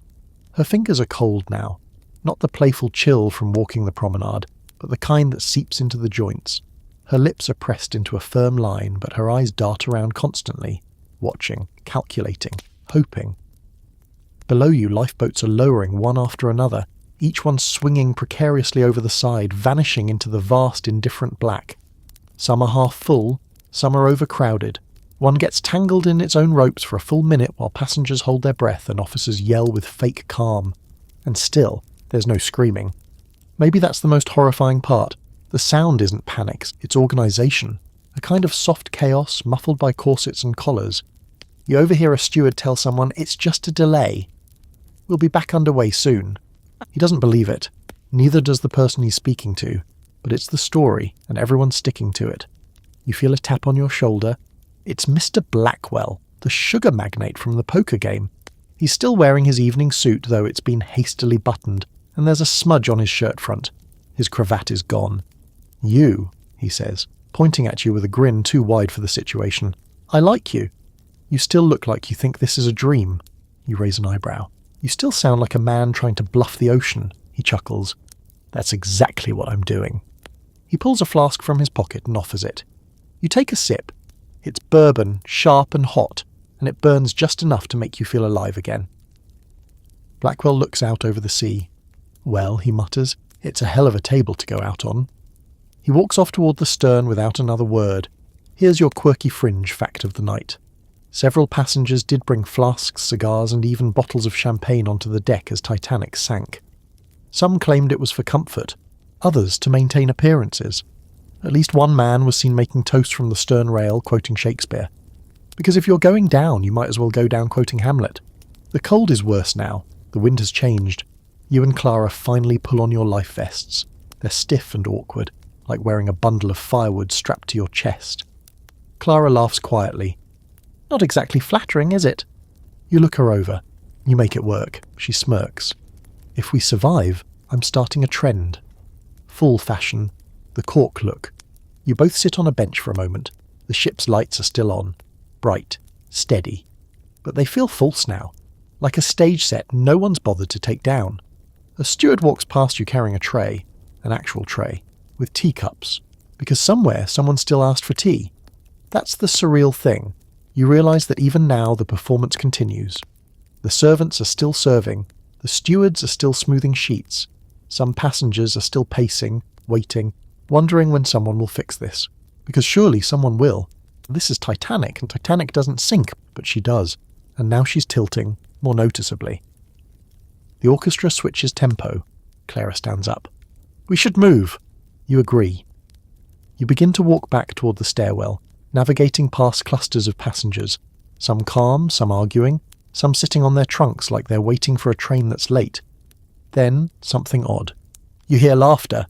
You glance over and spot a group of men leaning against the railing, joking. One of them is juggling oranges. Oranges! You don't know whether to be impressed or disturbed. Clara murmurs. Denial looks very weird on men. Here's your historical fact. Denial was everywhere on Titanic in those first 2 hours. Some passengers refused to leave their suites. One man was found playing with a mechanical toy in his cabin while the ship flooded. Another kept writing letters, even as the lights flickered. There were those who said, "We'll just wait this out," as if the Atlantic had a schedule. But not everyone waited. By now you notice a shift in the crew. The urgency is rising. Stewards are no longer smiling. Officers are raising their voices, and there are fewer jokes, fewer reassurances. Someone finally says it. We won't all fit. And that's the moment everything changes. Because it's no longer about etiquette, or comfort, or calm. It's about math. There are too many people, and not enough boats. Clara grips your arm. We go now? You nod. You don't argue. You reach boat 14. It's only half full, but the crew are hurrying now. Less conversation, more command. One officer yells, "Women and children, quickly now." Clara turns to you as you shake your head. Go. She shakes hers. You're not doing this again. I'll find another boat. You're lying. Not well, you admit. But it's worth a try. She stares at you, and then tears in her eyes she grabs your face and kisses you. Hard, honest, not dramatic, just real. And then she steps into the boat. You don't watch her go, you can't. Because the deck just tilted again, harder. Now people are stumbling. Now the lights flicker. Now the orchestra plays faster. Now it's real. Here's your scholarly debate for the ages. Was Titanic sinking a failure of engineering, of hubris, or of belief? Some say it was the rivets. Others say it was the speed. But some believe the real fault was the illusion. That the ship was unsinkable. That the rich were untouchable. That the world would wait. You're standing on the edge of that illusion now. And the water is coming. It laps at the lower decks. It slithers down stairwells. It claws up corridors. And still, there's music. As if sound can hold back the sea. You move toward the stern. You don't know what you're looking for. Maybe a place to stand. Maybe a miracle. But you feel something shift inside you. You were a passenger. Now you're a witness. This is the night the future changes. Not just for you, but for the world. And that's it. You've seen it through. From the polished boots that stepped onto the grand staircase, to the quiet tilt of the ship that refused to stay afloat, you've lived inside Titanic's first-class world, from the inside out. You've tasted the oysters, gossiped over lobster toast, and watched gentlemen bluff death with cigars in hand. But more than that, you've felt what it's like when luxury hits its limits, when crystal glasses clink gently as the world cracks beneath them. The truth? Titanic's first class was a marvel of design, of fashion, of ego. It was every illusion the early 20th century could muster, floating on a sea that didn't care, a fantasy made of velvet, mahogany and brass. But beneath all that shine were people, not characters, not legends, people, with fear, with vanity, with bad shoes and great dresses and complicated marriages and dreams that didn't make it past 2:20 a.m. And in the end, when the water finally caught up with the ballroom, when the band played its last note and the tilt became a fall, none of it mattered. Not the cufflinks, not the wine lists, not the suite class or the calling cards or the exact shade of one's gloves. What mattered? Who you reached for when the deck cracked, who held your hand, who got into the boat, who refused to leave. Maybe that's the real first-class experience. Not the menu, not the monograms, but what you learn about people when the illusion breaks. So take a breath. Let it out slow, because you survived something tonight, even if only in your imagination. The ship is gone, but the story isn't, and neither are you. Sweet dreams.